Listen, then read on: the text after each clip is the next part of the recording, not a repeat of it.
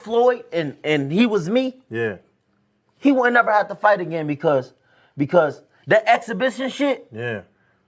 as me being his little brother, hey, little bro, we finna do 10 rounds and we both gonna get 100+ million for it. Right. And we ain't never got to box again. Well, Right. well, I already been getting these back, but now it's time for you to get your just due.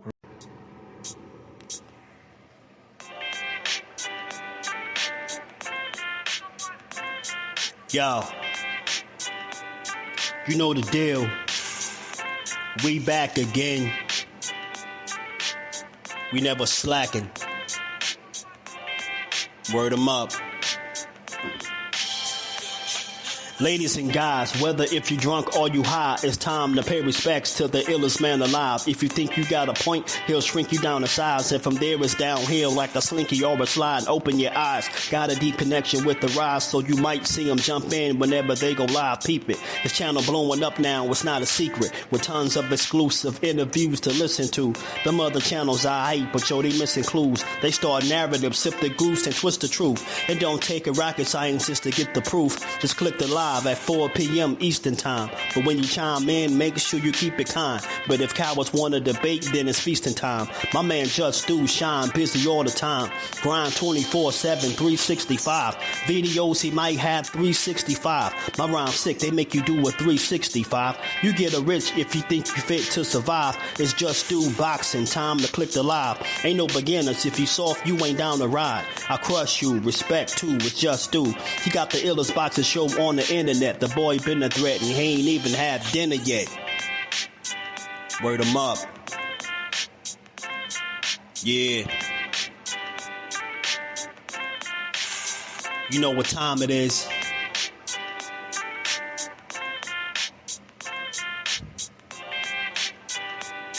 $4 p.m. Eastern. Click the link.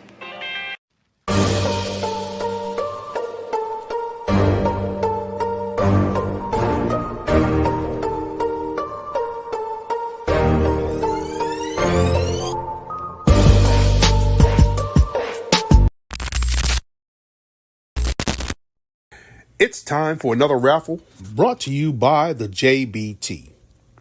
Our first item is a new 10th generation iPad with a liquid retina display which shows off beautiful color and has plenty of power for all your handheld computing needs. Great for work, play, or just movies on the go. How much is it to enter, you ask? Just $10. Or you can catch the deal with 3 entries for just $25. It's easy to enter. Just cash app your entries to $JBT Network 1. That's $JBT Network 1. Our second item is a set of Kenichi Bear Bluetooth noise canceling headphones. Great for gaming, movies, or travel. As the second prize in this great raffle. Our third item is a Ninja brand air fryer. Great for all your air frying needs. Cooking healthy with the JBT. So send your entries via Cash App to JBT Network 1. That's JBT Network 1. $10 each or 3 for $25. Put raffle on the comment line and you are entered. What's good? What's good? Salute to the family. We are back again on this good Monday to build on this good boxing and give it its just due how we always do. Y'all already know, man. Catch this on the playback. Smash the like button, sub to the channel. Make sure you turn your notifications on so you could come build with the fam Monday through Friday, every day at 4 p.m. Let's get to it. Shout out to everybody in the JBT family, everybody in the raffle. As y'all see, we getting closer to the end of the raffle. October is approaching, and we appreciate everybody's support thus far. If anybody hasn't entered and wants to enter into the raffle, it is $10 into the raffle with an opportunity to win 3 different prizes from the Kenichi Bear headphones, the Apple iPad, and the Ninja brand air fryer. You know, you heard my guy, Big Dre, cooking healthy with the JBT. But shout out to everybody, man. $25 get you 3 entries. The more, the better. But let's get to it, man. Shout out to everybody. We're gonna build on this good boxing. Let me say what's up first. Alan, what's good with it? Rude, what's good with it, fam? BN Boxing News, what's good with it, bro? How you feeling? Shout out to my baby girl, Miss Jusdueboxing, and congratulations for passing your director's exam. Congrats to you, baby girl. Very proud of you. Very proud of you. Keep doing great things. Thrill Hill, what's good with it? Mike Kirkland, my brother Jordan Smith, what's good with it, bro? How you feeling? Melanin Queen, shout out to the Queen, always holding down the chat. Peace to the Queen. Lisa, how you feeling today? Lewis 45, Hundo in the building. What's good, bro? Lonnie Lee, my guy. JBT family in the building. What's good, bro? How you feeling? Shout out to you, man. Shout out to everybody, man. So we gonna build on this good boxing. As y'all already see, I know y'all already see the reports, but I always throw a question mark in there because whenever it's Tank Davis and there's news about him, if it ain't directly him announcing it and confirming it, I always kind of second guess it, take it with a grain of salt a little bit. But like I said, there's been a name that's been thrown around the most. I don't know if this situation is 100% finalized, but it's pretty much right on par with what we've been thinking, man. If it's going to be Lamont Roach, it's going to be Lamont Roach. Maybe they still working out some details, so who knows if it's going to actually be in December or December 14th. But we did hear they're trying to get Tank back in the ring in December. So, I mean, we just got to wait and see. You see the mixed reviews already about this fight. I mean, I think people just looking for a reason to be mad. For me, is you gotta work with what you got, you know what I mean, and what's available, and that's where I'm at with this. It ain't gonna change. I ain't gonna spend so much time on this because things are subject to change, but this is what we getting right now. They saying Tank and Lamont Roach is set for December 14th. I always throw the question mark there because anything could change. But they're saying the WBA has now seemingly confirmed. The WBA has announced they've granted special permission for Roach to challenge Davis for his WBA lightweight world title while retaining his WBA super featherweight world title. No surprise there. I mean, if that's what's actually happening, because Lamont Roach is a champion in his current division at 130. Very similar to the situation with Hector Garcia, right? Very similar, man. So there's no difference, but I do believe the true difference is, despite Hector Garcia going into that fight, I think against Tank being undefeated, I think he was, right? I think Lamont Roach obviously is a better fighter than he is at that point. I think he's gotten better since his loss and his draw. You know what I mean? Improved fighter. He can fight. I mean, is he on the level of Tank? No. From looking at it, from what they proved on paper, it just don't seem that way. But at the end of the day, it's boxing and anything can happen. That's two grown men going into the ring, and we ain't gonna make no, we ain't gonna act crazy about it, right? We understand the level that we feel like Tank is on. So, with that being said, for starters, there's only going to be a select few names that you truly, truly think is probably going to test him. And even those names are in question for one reason or another. Even with Lomachenko, as good as a fight as that look on paper, right? You got some people complaining, oh, he aged him out or he too old.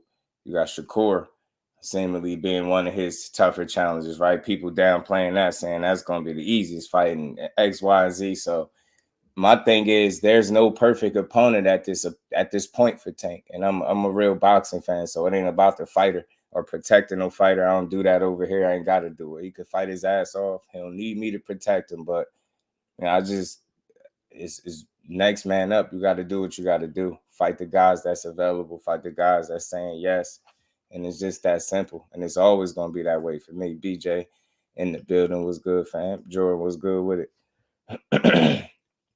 Yeah, I ain't stressing about it. Boxing with 2-4 was good with it, fam. James was good, fam. Can't be rating and keep fighting B level. This is the problem, though. I mean, we have to put things in its proper context, or else we just like everybody else complaining. So I hate to do this, but at the same time, it has to be done for the sake of the conversation, because I'm big on context.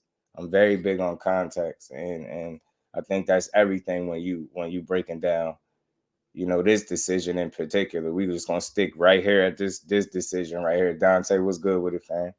Tank fan down playing them fights. I just need to see them fights. Yeah, for me to know. Absolutely, Dante, what's good, Brody? How you feeling? But look, let's have a conversation because it need to be had. We know what's out there. Like I said, I'm pretty sure that they still finalize and are trying to get some things worked out. But this is what's being reported. So responsibly, we're gonna speak on it and we're gonna just keep it pushing. But like I said, let's provide some context with this fight. And we already know what it is, but just to remind people, right? What level do y'all got Lomachenko on? You know what I'm saying? What level is Lomachenko? Is Lomachenko a A-level fighter?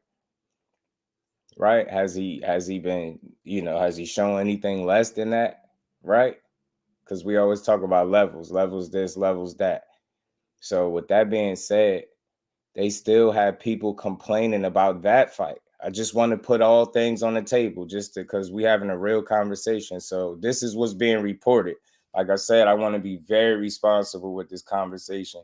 Y'all see my question mark because we don't know anything for sure, right? You know, when Tank solidifies it, it's usually a go. But this is what I've been hearing for a while, and this is, you know, there's no surprise. There's no real announcement. So he said it's scary, eh? That's funny. Travis was good with it, fam. How you feeling? Lonnie Lee, my brother, always putting that color in the chat, man. Much love getting it started, man. Appreciate all the support to the channel, my guy. Much love to my brother. And we ain't never got a box again. Well, Right. well. I already been getting these back, but now it's time for you to get your just due. Shout out to my guy, Lonnie. Much love. People still love Mike Tyson in the 90s. He wasn't fighting the best ever, right? You get me? I don't find it funny how the excuse for Tank find these type of guys who are available right now and the timing. It's absolutely is the timing though. And look, let's have a conversation, Jordan, because I'm a fair guy. I'm a realistic guy. If you look at it, right, like I said, the levels, Lomachenko is looked at as an A-level guy, right? You still got people complaining about that. And that's a full-blown unification with him coming off a stoppage over a guy that never been stopped. We get it, it's Cambosis, but still, that's a man. He was in there fighting back. Loma beat his ass, right? But you still have people talking about he aged him out. Oh, why pick Loma now? So I'm just setting the table for the tone when it comes to Tank Davis. So look, y'all, they complaining with that, right? If it was Shakur, and this is not everybody, but you got too many people. Those voices are getting loud. When it's Shakur, oh, is he not ready? You know, what he gonna do with Tank? Pillow fisted. He need more fights. The fight ain't ready yet. You get what I'm saying? That's another A-level guy. But people putting up so much resistance for the fights not to be made. So when the fight don't get made, don't trip. Don't lose your mind. Because you hear, you listen, what fight do you truly want? Because if it's A-level guys that we want to see him in the ring with, nobody, and I mean not a soul, should be complaining that it was Lomachenko to begin with. Not one soul. But here we are. This is what people do. Complain. That's an A-level guy when it's Shakur. He ain't ready. He need more fights. He ducking. He don't want to fight. You killing that fight. You get what I'm saying? Then when he's left with a second, third, fourth, fifth option, we going crazy some more. You get me? He can't, no matter which way he turn, something is going to be said. So at least if we're going to be complaining, let's put stuff in its proper context and not be like everybody else on YouTube just complaining. You get what I'm saying? He went for Lomachenko. We know this. A-level guy. Another world champion, a unification. He said not right now. While that was being sorted out based on what we know, Shakur signed to Eddie Hearn with 2 fights. Those 2 fights didn't include Tank Davis. People are tripping about that, but there's nothing you could do. That's not on Tank. That's not on Shakur. That's not Shakur ducking. That's him doing what he's supposed to be doing. He went with the guy that, or the individuals that reached out to him, that actively seeked him out and provided an opportunity. One of those opportunities wasn't the PBC. It's very easy to understand. I'm trying to get rid of the stress for y'all, bro. Just hear me out. That wasn't one of the options. He said he don't have much of a relationship with them. Yeah, we know about a Tank phone call or them teams having some type of conversation. That is true. But it never got to the point where offers was being sent. So people just have to understand that and be responsible as boxing fans and not be emotional. That was the timeline. So while he's over there sorting out what he's sorting with Loma, Shakur goes and busts his move because that's what he's supposed to do. He ain't supposed to sit by and say, I'm gonna just wait to see if they sort it out and then try to. It don't go like that. The PBC will have to offer Shakur a fight. He can't offer them a fight. That's another thing. So there's that. And it's not up for Tank to offer him the fight. It's up for his team to make the offer to him if they want to do business with him. If people being realistic about it. So with that being said, while he negotiating with Loma, Shakur makes his move like a fighter is supposed to. Yeah, the two fights don't include Tank, but it still don't exclude him in the future either. In the immediate future, like next year future. So there's that. I believe when Lomachenko said, nah, you get what I'm saying? Now Tank Davis is left to see who's available. That's real. That's real. And when you go with who's available, whether Shakur was available or not, he's injured. So he's off the table. Loma took himself off the table. There go your two unification fights, your two A-level guys. Let's make sense of this and stress-free conversation. That's going to be logical. You get what I'm saying? So that takes two A-level guys, two unification fights off the table. You got Dennis Baranchyk. Do you think Bob Arum is going to sacrifice Dennis Baranchyk to Tank Davis? You get what I'm saying? No. So that takes that off the table, right? Let's just we being real with this. That takes that off the table. So the three unification fights, because that's what everybody complain about. That's what we want to see Tank in, unifications. His number one goal and priority, Team Tank Davis, was to secure a unification with Lomachenko. It was nothing wrong with that. The reason why I didn't think it was Shakur immediately, because he had a situation to work out. He was just coming off of, he was free agent, still working out his own situation, right? So they went for the next available guy, Lomachenko. It made all the sense in the world. But like I said, when he said no, I think that threw everything, all the dominoes went, falling by the wayside, right? That just threw things out of his natural order. And by that time, if you look at what's on the landscape, you got guys getting injured. You get what I'm saying? Dudes talking about they don't want to fight. You get what I'm saying? Guys saying they ain't fighting for the rest of the year. Some of the options are at a weight class that he's not in. That's Ryo. You get what I'm saying? All this Ryo talk, he at 140. You get me? This ain't about protecting no fighter. I'm tired of these irresponsible, weird boxing conversations where all we do is complain, cry. Let's blame the fighter. Nah, it's not that simple. It's about getting business done. And at the end of the day, when you see what's available on the board, you got to make a decision because he's trying to stay active. Now, if he elected to sit out the rest of the year, I don't think we get a Lamont Roach as an even possibility. But the fact that he's trying to stay active, context is everything in this conversation, right? Trying to stay active. What do you do? De Los Santos was being mentioned, right? He got an injury. Now they flexing, talking about they'll fight him. They ain't injured. You get why he wouldn't be an immediate option. And he's coming off a loss. So that's another guy that wouldn't make sense, right? So before we do all of this complaining, we gotta have a real logical conversation and really X people off the board in a sense that in a way that make a lot of sense. You get what I'm saying? These dudes ain't just running around here ducking. Business got to be done. You get me? You know what I'm saying? So let me say what's up to some rest of the people in the building. Rue, my guy, Mike Hall of Famers. Fisher Malaza, what's good with it? Oh, he said, am I Ryan apologist? Hell no. No, hell no. We gonna get to him too. Cal Cooler, my brother. What's good with it, family? Alan, what's good, fam? How you feeling? Shout out to Mike Ron. What it do, fam? How you feeling, bro? Garbage fight, but good stay busy fight. I don't think it's garbage, right? It just ain't the best. Dub, it just ain't the best, right? It ain't garbage. Cornelius, what it do, family? Kurt Douglas, what up with it? Yeah, I'm trying to take the stress out of the conversations for y'all, man. Appreciate you, Mark. Shout out to Mark West. Trying to take the stress out the boxing conversation. So you see the timeline, you see the way I just went through things, try to make it very logical for y'all.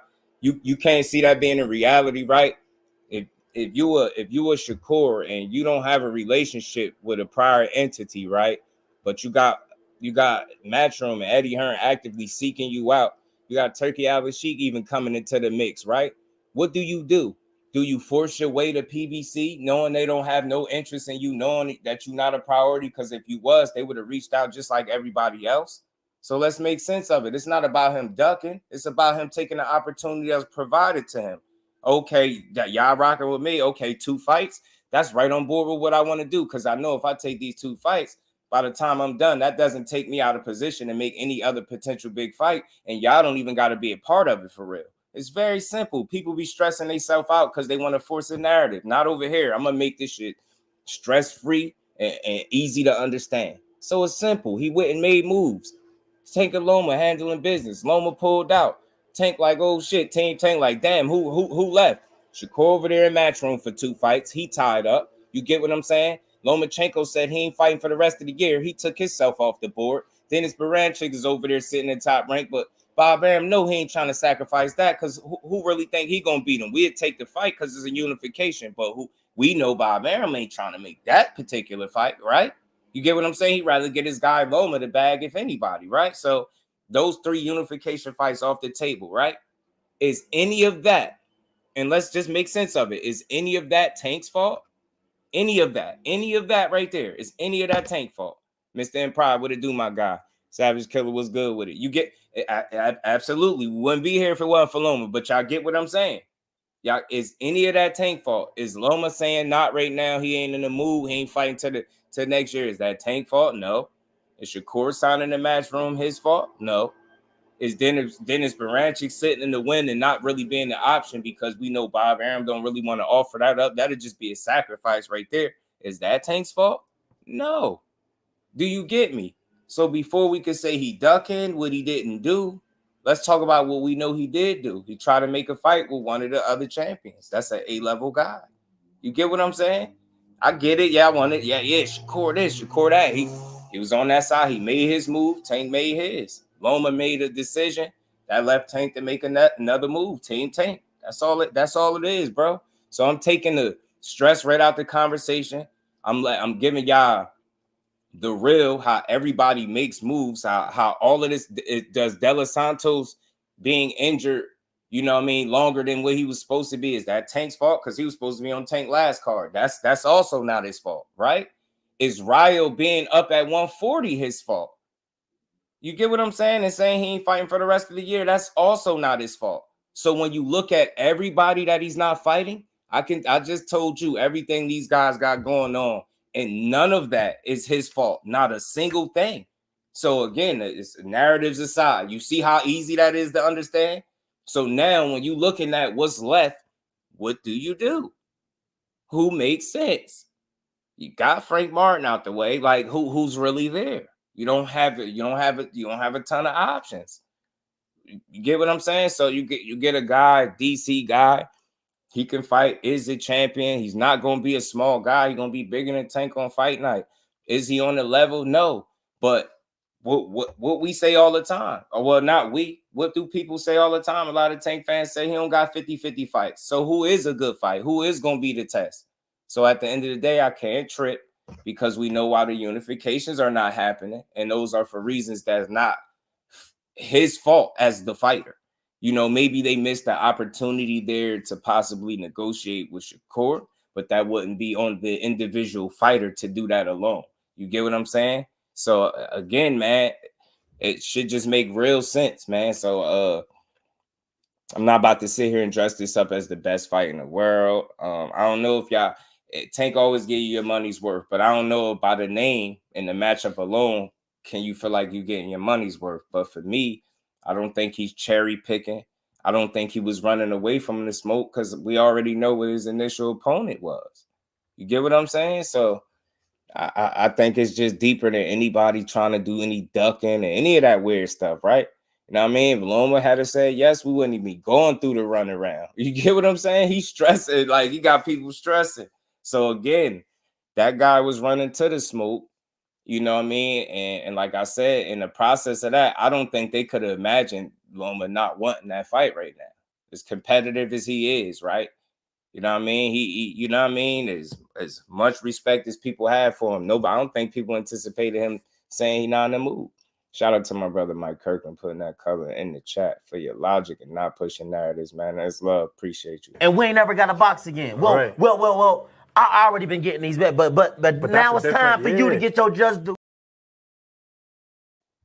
Shout out to my brother Mike Kirkland. And it like I said, man, LaMarcus was good with it, bro. How you feeling? It's very easy to understand this boxing when you don't stress yourself out and you're not looking to put more responsibility or blame on a fighter than what needs to be. You get what I'm saying? These dudes ain't making all the calls, all the moves, all the shaking, and you know what I mean? They not doing all that. They not put payment to the ground or making all the phone calls and facilitating the business. That's just not their responsibility. Imagine how stressful it would be if you had to be the one sitting around facilitating your fights. You wouldn't be no need for a team, bro. Might as well fire everybody and just make the fights yourself. You get me? So it's deeper than that. You know what I mean? Exactly.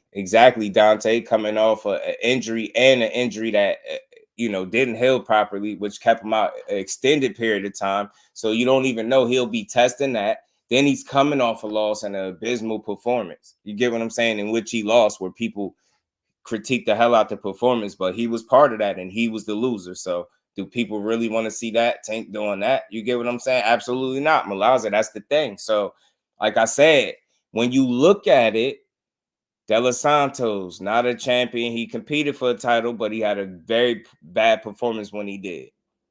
You get what I'm saying? He's not fighting him. Baranchik not getting sacrificed. Core is injured. You get me? So when you look at your options, you like, damn, Lamont Roach, at least you could say he's a titleist and been winning. He's been on the winning side of things lately. You get what I'm saying? So I'm looking at things, the glass half full. I'm not looking at it. I know people love to be controversial with their takes. People swear up and down that they talking points is everything. But unless Lamont Roach is a trash fighter, this in no way, shape, or form could be a trash fight. For it to be a trash fight, that means somebody in the ring has to be some type of trash. And the last time I checked, the man is a legit champion. He's a good fighter.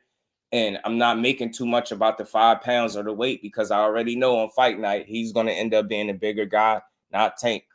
What we really tripping on what is the skill level, the experience. Okay, I'll level with everybody.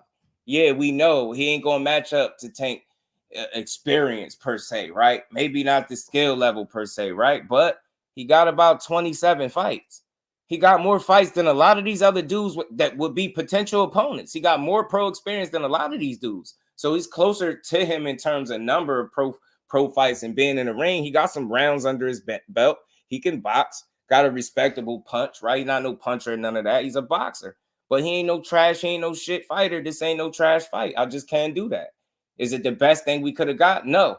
But if you were here and you just heard me highlight the timeline, tell me where I'm tripping. Did I leave something out? Tell me somebody else that he could have fought that would have made more sense. And we can have that conversation as well. We ain't got to spend no time being stressed out. Like if in fact, Lamont Roach is the December fight for him, he's staying busy as well. And I'm not, no disrespect to Lamont, I'm not saying he's a stay busy guy, but in essence, that's what Tank is having to do. Bro, all these options are off the table, and none of it is my immediate doing. You get what I'm saying? I'm not responsible for why Loma's not in the mood.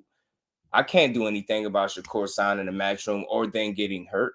You get what I'm saying? I have nothing to do with why Bob Aaron won't offer me, be willing to, offer up a Baranchik. He don't want to do that. You get what I'm saying? So we just got to see. And I think the undercard, I think they'll fill it out pretty good. You know what I'm saying? I think they'll fill it out pretty good. Yeah, man, he might need some time off, man. He might need some time off. Donaldson was good. Flyer frequency was good, my guy. Fender Bender in the building was good, Brody. Lamont Roach is national Golden Gloves champ, U.S. youth boxing champ. He's no size right. And they got a little bit of experience, right? They've been in the ring with each other. You know what I mean? And I get that, IBS. I get that. But look, peep game. Because y'all know I'm always fair. I'm always real. I enjoy boxing. So when I deliver a conversation, I'm going to deliver it in a way that's letting y'all know that. It's not about nothing else. I really enjoy it. So I'm always trying to look for the good in it instead of being, this is wrong. This fight is that. So, right, I'm with you, IBS. In and of itself, because of the levels that people see that are different between the two, you might be like, is that pay-per-view worthy? But when you got a David Benavidez as a co-main, you might throw some Charlos on there, something like that. You throw a couple people on there, bro. Now you got a full card to look forward to. And then look at it this way, the bright side. Tank Davis always gives you your money's worth, right? You know what I mean? He always starts a fight a certain way. He gives guys opportunities to be successful, right? Now they don't get to win, but there are opportunities there for this fight to be good. That's all I'm saying. It ain't got to be trash, y'all. It ain't got to. Is it the best thing we could have got? If you know, in a perfect world, no. But if you just look at the way the dominoes and the chips fell, you know, life happened, boxing happened, things happen. And think about it. Even if it was Shakur, it couldn't be him, right? So just it's really ways to really look at this and not stress yourself out. Get what I'm saying? We knew Ryo was talking about not potentially fighting for the rest of the year. You know what I mean? So it's no surprise there. He might want to stay up at 140. It's no surprise that he wouldn't want to fight. You get what I'm saying? It's a lot of stuff that just has nothing to do with Tank Davis as a factor, but here we are. You get what I'm saying? So at the end of the day, he's trying to stay busy. I think active. You know what I mean? I think we undervalue champions, right? Like, think about it. Lamont Roach will have an accolade that several of these guys that are potential challenges don't even have. Ryo just became champion. You get me. So you got some experience. It's something to work with there. But the problem is ultimately Tank is at the top of the division. And when you are not fighting the other guys that are at the top of the division, there's always room for that conversation where people just gonna go off. But I'm over here to provide context. Like I said, the timeline makes sense. I don't, Lamont Roach ain't the worst thing in the world. It could be a worse fighter, right? He's just not a trash fighter. I can't do that. But we just understand what level we think Tank Davis is on. And when you look over at Lamont Roach, you like, even though very good fighter, champion, true indeed, good boxer, talented, skilled, just not quite on that level.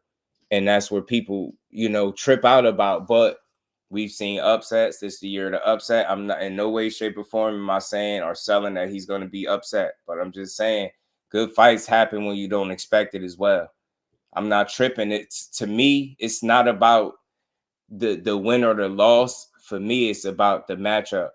And I think there's some things that like here about this matchup. Like, I think people are just automatically counting Roach out like he got a shot in hell. But as far as getting his hand raised, that is an uphill battle. But he's a man. He gonna fight back. Can he compete? Yeah, this dude ain't no trash.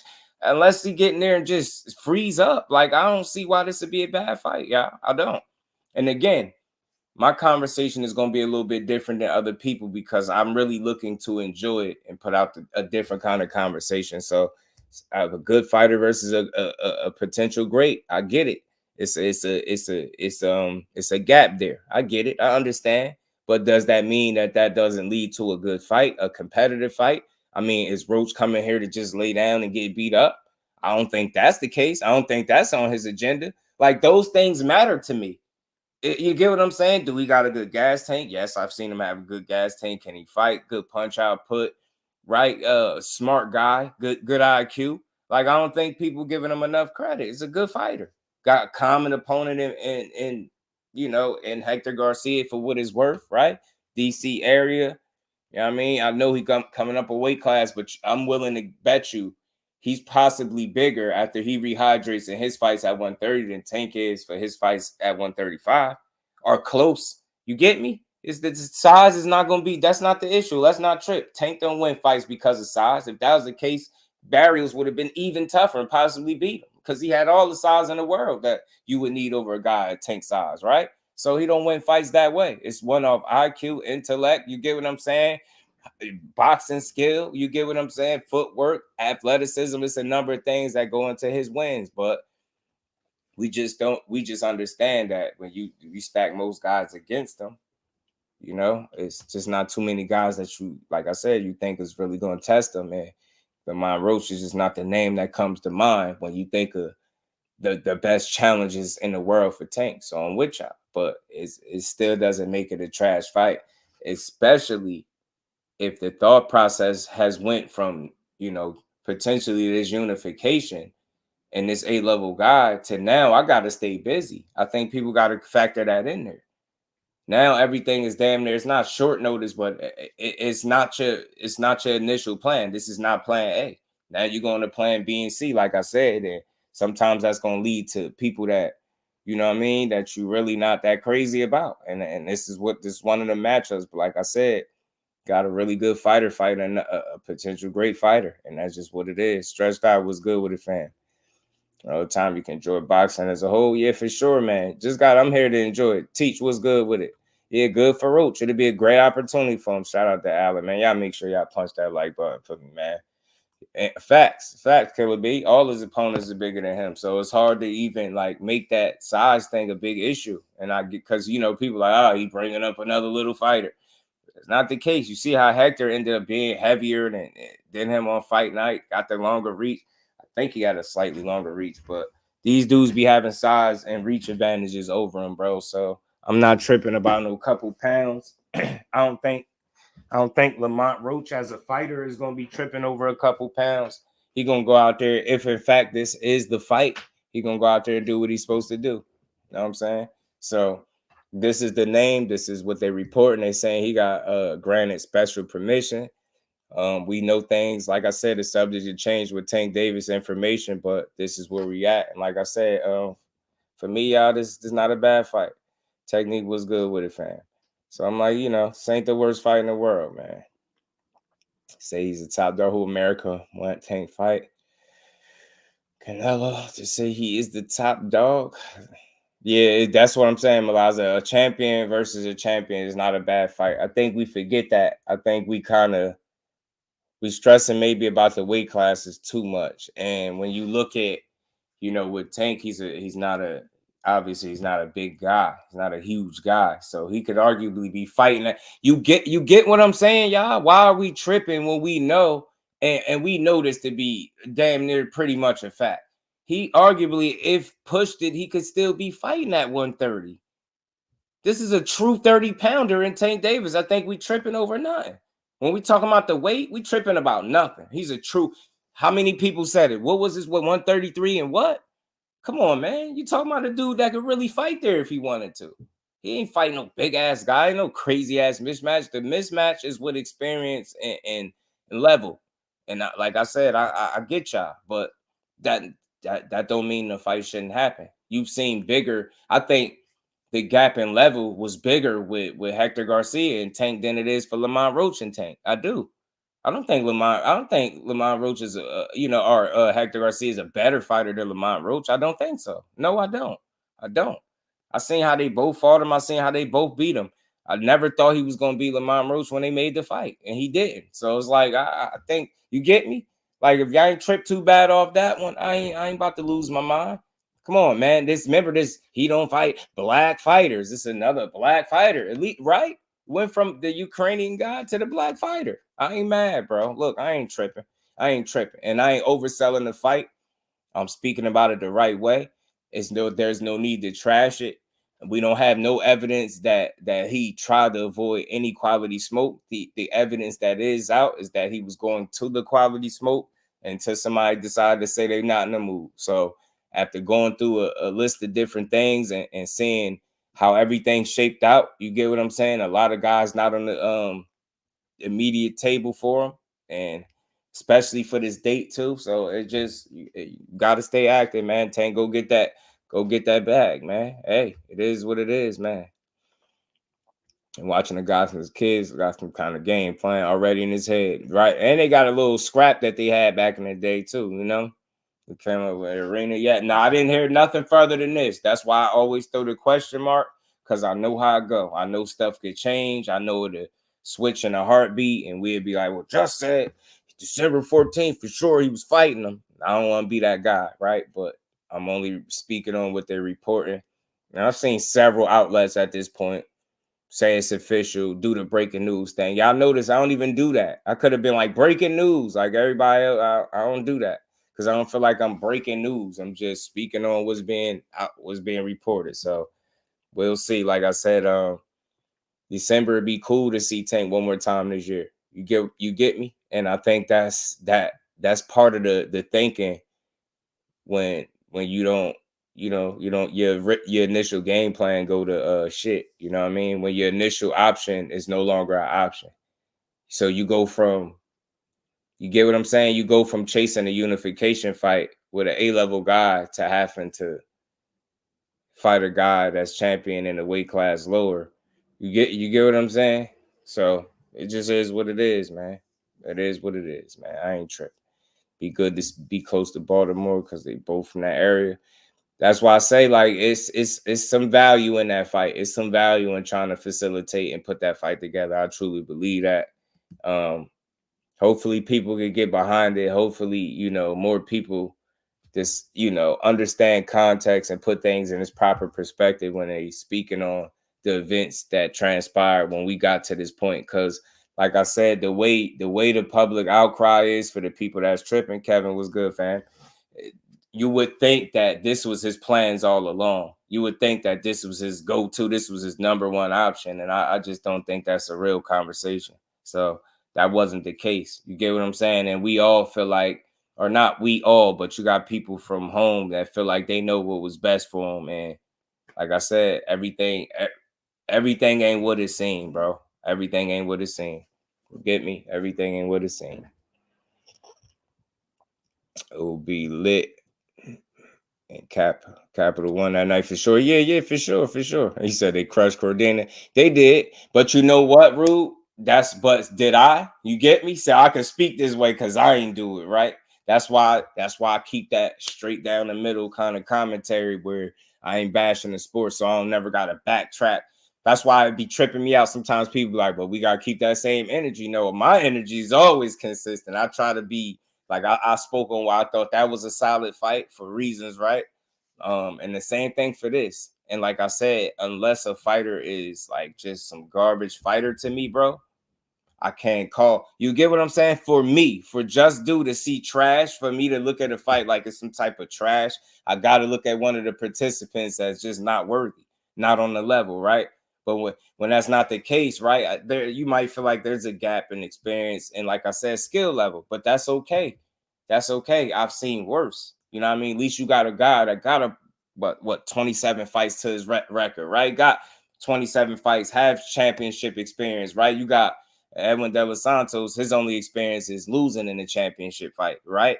You get what I'm saying? Ryo just became a fresh title holder at another weight class, so you can see why he wouldn't want to fight, right? At 35. It's easy. It's like this stuff easy to understand. It's very easy to understand. I swear this Fresh Baker, shout out to you, fam.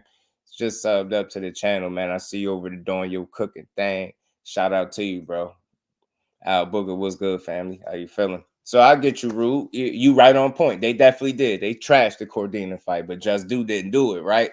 So when I big up a fight or when I talk respectably about it, I could say it's consistent with how I always speak. You get me? So yeah, like I said, yeah, this is what being reported.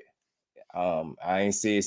Nobody saying it's finalized. I see people saying it's official, but sometimes when you got this many people reporting it, like I got a feeling that it's strong feeling that it could potentially be him. And if so, shout out to the fax machine, my guy LWBoxing, because if this fight come to fruition, he damn sure predicted it. Way in advance. So shout out to bro, because he be on it. His boxing mind, man, he be figuring it out, man. He be thinking like these guys. I ain't gonna lie to you. Who thought you would have been in that tough of a fight? I'm telling you, man. And we gonna get to him later on in the show too. But Dante, my guy, you get me? Who would have thought? People thought that was one. Thought Shoo was about to go out there and step on Buddy. But sometimes you just never know. And you get in there and you just don't have your best night, and the guy have his. Then what do you got? A close fight, an unexpected outcome. That's all I'm saying. Let's stop killing fights for like casual reasons. Like unless a guy is like night and day, like Lamont Roach has shown to be a well-rounded, solid, a good fighter, not just solid, a good fighter. He's a champion. He's a world champion. And he ain't like a paper champion type of guy where he took an easy route. No, man. He battle tested to a degree. You get what I'm saying? It's just hard to, for anybody that is not at the top or not already sitting at 35, it's hard for people to see any of those guys giving them a good fight, but it's still a fight. You still have to fight, and you got to go in there and fight. He ain't never been knocked out. I know everybody just thinking it's going to be, night for him, and I get it, but at least he ain't never been knocked out. The loss he took, he ain't get embarrassed. Like, the dude's a good fighter, bro. He's a good fighter. That's where I'm at with it. I just can't be like the rest of these toxic boxing fans and always mad. You get what I'm saying? And when I seen how things was going, I said, get ready for all the excuses, get ready for the narratives. And that's why I ain't tripping today, because I seen a lot of this stuff coming. But yeah, man, shout out to Dante. Nobody would have thought Shushu would have been in that tough a fight, even if you thought dude was going to fight back. And we ain't see that, because some people saying he lost, so, you know what I mean? Rolly was good with it. Now, hell nah, he don't cook him. He came right. He gave Shushu some issues, didn't he? You know what I mean? Well, coming off a KO loss. Yeah, but still, same difference, though. A loss is a loss to me. You know what I mean? How did he get KO'd? Getting caught on the break, and you get what I'm saying? Never recovering. Get what I'm saying? Weight cut. You get what I'm saying? For me, so, I get it. It's a knockout loss, but still a loss nonetheless. You get what I'm saying? You took an L. You didn't come out on top. You know what I mean? But they not crazy bad, especially if you seen the way he lost the fight. Because most people see it, you'll be like, that shit can happen to anybody. What happened to Cordina in that fight could happen to anybody. So that's why I ain't tripping, especially knowing he was a dead man even before that point, because he looked compromised with the weight cut to me, but it is what it is, man. Can't say Tank don't fight black fighters now, right? I threw that out there. I said that would be another narrative to shoot down, right? Mr. Empire said Tank isn't fighting someone that someone else wants him to. They're going to complain about it. That's why we over here, we just build boxing up, bro. And I'm going to stay strong. I'm going to stay true to the message, man. We're going to build it. We're going to build the sport up, not tear it down. Listen, and like I said, if this dude was targeting him and this was the number one option, I could understand the outcry. But seeing how everything just materialized and how guys went from free agents to being in 2-fight deals to being hurt. Guys went from potentially supposed to be on Tank Davis' card to being injured for an extended period of time. Now not being injured out of nowhere. Like, you know what I mean? After a long period of time, like, but you're coming off a loss. So embarrassing loss. You get what I'm saying? So it was embarrassing in which you did nothing. Some people say they'd rather get knocked out than lose on points, the way De Los Santos lost. It just all depends on who you talk to. So to me, the end result is always the same. A loss is a loss, right? That's what people was complaining about the most. Even if Cordina would have got outboxed and not knocked out, they still would have complained about it the same way as if he did get knocked out. That's just how people are. That's just my point I'm making. So over here, I just can't trip out about a fighter that is going to go in there and fight. He showed you he can fight, got some experience, does have a world title to call his own, ain't no paper champion, had a tougher road, didn't take an easy road. Get what I'm saying? And gotten better since his loss, right? And I think, like I said, he's a better fighter than Hector Garcia, in my opinion. And his 25-1-1 is better than whatever Hector was when he fought Tank, in my opinion. So I don't think this is a bad fight for that reason. Is it the best thing that we could have got? Like I said, in a perfect world, no. But with what's available, yeah, I mean, they had to make it work. You know what I mean? Roger was good with it. My guy, A1 Hoop Zone, my brother was good, A1. So that's where I'm at, y'all. That's where I'm at. I ain't crying. I ain't complaining. We gonna get that fight geared to us then. Let's get it. But let's see. They put in December 14th as a date. If that is a date, then we'll find out. But like I said, my final thoughts on that, y'all. Lamont Roach right now is a better fighter than what Hector Garcia was when Tank fought him. I feel like his 25-1-1 is better than whatever Hector was when he fought Tank. And that's not just trying to give, nobody no out. I'm just a real boxing fan. And when I see two real fighters fight each other, I ain't tripping about no weight, especially when I know the guy coming up is going to end up being a bigger dude on fight night anyway. So it's not stacking somebody up against Tank ain't going to be the easiest thing anyway. Like I said, when you look at the two A-level fighters that's in the division with him and Shakur and Loma, you got people complaining that he waited Loma out. Loma's old. X, Y, and Z. They were complaining about that, and it's a unification. Still was trying to complain. If it was Shakur, Shakur ain't ready. He don't hit hard enough. He need more fights. It's just either way you go, it's some type of complaint. And I'm just highlighting that because I know y'all be here seeing all the same shit with me. So people were gonna complain if he were fighting Shakur. I'm willing to bet anything somebody would complain. I'm willing to bet somebody would say, I thought he was gonna fight Loma. Guaranteed. You know what I mean? So, like I said, when you look at what's going on, a lot of this stuff ain't his fault. Loma saying he not in the mood is not his fault. Shakur signing for 2 fights to Matchroom is not his fault. Along with getting hurt has nothing to do with Tank. Baranchi being with, Bob Arum and Bob not willing to sacrifice him has nothing to do with Tank. And you see how simple it is when you just run through the shit. So it's not about blaming the fighters, man. I think business going to have to make sense. And I think they went to a plan B, C, or possibly even D with this Lamont Roach. No disrespect to him, but he's a champion. I'm going to respect him as one. I ain't never seen him go in there and look like no shit, and I don't expect to see it if he fight Tank. Do you expect him to win? So how many fights do we watch where we expect somebody to win, and they win, and you like, hey, I told you? Or how many times do we think we about to have a I told you moment and we don't? That's all I'm saying. Just leave room for a fight to be good. If a fighter is trash or a fighter don't belong in there with another guy, then we gonna see. If they look like night and day in there, I could get the complaints, but I don't think so. I think Lamont Roach make it an interesting fight if this is the guy for as long as it lasts. Like I keep saying, because you know how it go. Shout out to A1. KO was good with it, bro. How you feeling? I'm supposed to fight a fighter coming off a loss. I get it. Trust me, I get it, bro. Dr. Boxing Talk was good with it, fam. Oh, you got Cordina and Lamont in a fight? That'll be a good fight, bro. Jazz Party said Tank needs to be removed from the pound for pound. I don't think so. Say Roach gonna be bigger because I think he will be. Tank is not a big guy, and when I see people tripping about the weight and him bringing somebody up, it's like, aren't we almost all in agreement that Tank could arguably be fighting at 130?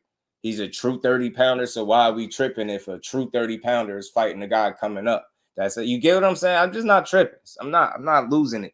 And I think, just like you seen, bro, with Hector Garcia, he was bigger than Tank on fight night. Tank don't be rehydrating, getting big at all. These dudes be bigger than him, even coming up the weight class. So it's like when they rehydrate, they end up being heavier. You get what I'm saying? So he don't be having no size advantage. And that fight is going to be won with skill and experience, not because of size, respectfully. You get what I'm saying? Skill, talent, and experience. And it's just hard to match somebody up with Tank. You know what I mean? And truly feel like they're going to beat him, especially if it ain't the top of 135. But it's all good. Damon was good with it. 130, but it's fourth option. So I get me. Nick Ballin was good with it. You get me, Damon? It's like his fourth option. We can't trip and just think. Like I said, he arguably fighting a true 30-pounder, Damon and Tank Davis. You get what I'm saying? He arguably could be a 30-pounder, easy. So I ain't fighting. I ain't about to cry, man. Look, handle business, man. And like I said, at this point, you got to think they trying to stay busy at this point. You know what I mean? I think the initial option was thinking unification, A-level guy, Lomachenko. That gave you all of that. That's a good name to put on your resume. All of that good stuff that moves you forward, right? That knocks off some narratives in the process. But he pulled the plug on them, and it left them scrambling. And they scrambled. They found Lamont Roach, who's a world champion at his current division. And like I said, he's going to make a good fight for as long as it lasts. That's all I can say. You know what I mean? But I don't anticipate this fight being trash. And Tank, the way he fights, I ain't going to say he play with his food, but he allow you opportunities to make the fight good. So one way or the other, you're going to get your money's worth, right? And that's what I feel like. So I ain't tripping. So it might go to decision. That'd be interesting. If Roach could take him to the decision if they fight, bro. What? He cooking with grease, man. That opened up a new life for him. Surviving Tank Davis, that'd be like a Lifetime story 2.0. Surviving Tank Davis. You ain't get knocked out. Dragon Assassin, what's good, family? How you feeling? Mr. Meyer, what's good, fam? As people are going to trash Roach and make Tank look bad. They will, but you know what? True boxing fans don't watch boxing just purely through an emotional lens. You understand that the combat of it gets you like hyped up, right? And you know what I'm saying? But we're not going to just be emotional to the point where we disliking fighters and we downplay Lamont Roach being a quality talent. Now, listen, I get the levels thing. Do we think he's on Tank level? Nah, but you know what I mean? How many are? And like I said, I listed the other champions. You got people, we all feel like he'd smash Berlanga. A lot of people feel like he'd knock Shakur out. Some people feel like a lot of people was complaining about him fighting Loma too late. No matter where he go, it's something to be said. It's just like he can't take a fight, and people be like, all right, that's a good fight. So look, it's a good solid fight, I think, as long as it lasts. You know what I mean? Rome was good with it. Crucial content was good. Yeah, Surviving Tank. That's what it be, Surviving Tank. It's the lifetime version, man. But yeah, man, when you looking at your third or fourth option, you can't be tripping out. Context should matter to people. It should matter that he didn't target him for initially. It should matter. You know what I mean? He wasn't seeking him out. You know what I'm saying? They made something shape. Let's see it, man. And again, if they gonna fill the undercard out the right way, they doing it right. Okay, so I couldn't give you the name that you would have wanted to see most. Oh, hell, I couldn't probably give you one of the top 2 names you'd have wanted to see most. Right? Maybe not even 3. But you know what I could give you? I'm still going to give you a good fight because I always deliver in my fights. And we're gonna put this undercard together so well that y'all going to enjoy it and y'all going to get y'all money's worth. That's where I'm at with it. I mean, tell me I'm wrong. I think that's where they at with it. Tank going to be Tank. He going to handle business. I'll be all right. You know what I mean? Y'all be all right. You know what I'm saying? But you put together a good undercard and you get everybody warmed up for the main event and he go out there and do what he do. And that's simple. You know what I mean? Maybe Roach got a trick or 2 up his sleeve. I don't know. We'll find out. Though. And he said casuals. I'll pay Tank. By any black fighter, yeah, and Lamont Roach is that. He do fit that bill, right? He is this black fighter that people say he don't fight. So there you go. So like I said, man, shout out to boxing, man. I'm always gonna push for good fighters fighting other good fighters, bro. We got to see what he gonna do come fight night.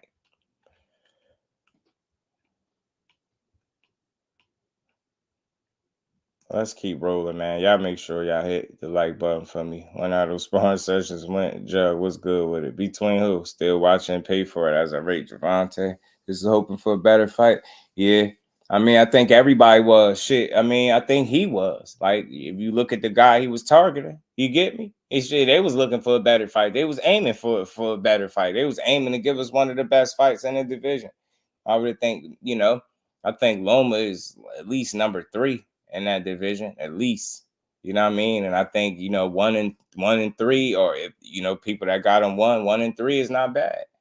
You know what I'm saying? 1 and 3 is not bad. And it's a unification, top tier shit. That's what he was trying to give people. So I just want to put that in people's minds before you go completely nuts. Always keep that in mind. That's what he was trying to give you. And we more mad at him for what he ended up with than we are at the guy that said no to him. That would have been a good fight by all of our standards, right? It would have been a good fight. So we'll see, man. Let's keep rocking though, man, because we got to speak about the Devin Haney in this lawsuit, man. I've been seeing a lot of different responses and reactions from this, and man, listen, I ain't gonna lie to you. They've been sticking it to him, man. They've been lining Haney up all ever since this been announced, ever since they made it public that they was suing. I don't know if they dropped this news hoping to get a different type of reception, but it didn't. They couldn't have got the reception that they was looking to get, if any at all, because outside of the immediate, like the diehard fan base, I don't see nobody saying no. Even some of the people in the fan base, I don't see nobody really speaking too kindly of this decision to sue Ryan after this long. You trying to sue? They listing battery. People think, you battery. Are you gonna sue a guy? It's a lot, man. It's a lot. Then it's like you're trying to get more money. The timing of it just couldn't be worse. And like I said before, man, I'm not gonna go the route that everybody else go on them. I'm gonna just, I'm gonna go a different route. I know I see some people saying he's soft as hell. This the softest thing they've ever seen. No, he's soft. He just can't take a loss. I don't think it's him being soft. I'll call it directly what I see it as. It's unusual. It's something that I've never seen. It's not a route that I would say that I would want, a fighter to go. And you got to think the climate, people asking you, do you want this fight again? And you tiptoeing around that, but it's like, you don't really want to fight him again, but you'll fight him in court. That's to the boxing purists, the boxing fans, man, they feel like that shit is kind of weak. And look, I get it, but I just think he got a tough time dealing with the loss, and not only the loss, the fact that he had any type of enhancement in his system. I think that burns a hole in him. I do. I think people kind of ignore it. I understand this argument about how much was in his system. It wasn't enough to do this and that. It's a whole lot, but at the end of the day, I think he feel like, man, I done sacrificed. I killed myself to make this weight. It's all on him, right? But and you cut corners and you cheated, right? And I could level with him as a man. I could level with him, bro. That's what you did. But I can't see how this doesn't make you, like, as the fighter, I don't see how this doesn't make you want to really get him back in the ring. And I don't know, man. Like I said, I can't tell him what to do. I can't sit up here and act like I know what's best for him. But I could have told you right from the start that people was going to be all over this lawsuit. They was going to be talking about how your image took a hit, how it's bad for the sport. It just looks bad for the whole sport of boxing. You name it, they saying it right now. Like I said, I don't hear too many positives. The only people I see supporting it is like the true diehard fan base of his. And it's all good. Look, I'm not in support of it. I'm not against it. Like, my thoughts is I would have expected him to go a different route. I'm not no lawyer or none of that. I don't even know if this is a case you could win, but you talking about battery, unjust riches, enrichment, or whatever. I'm just like, man, it seemed like it, like, because think about this. At this point, what are you looking to gain from this situation? Just money? You get me?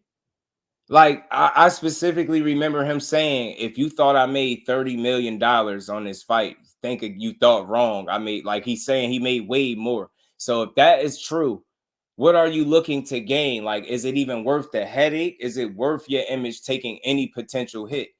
And furthermore, it's not just the lawsuit. Look, I can't tell him how to feel, because I do level with him. I feel like the fact that he felt like he had something in the system, he ain't cool with it. Like, he can't be cool with that part of it, right?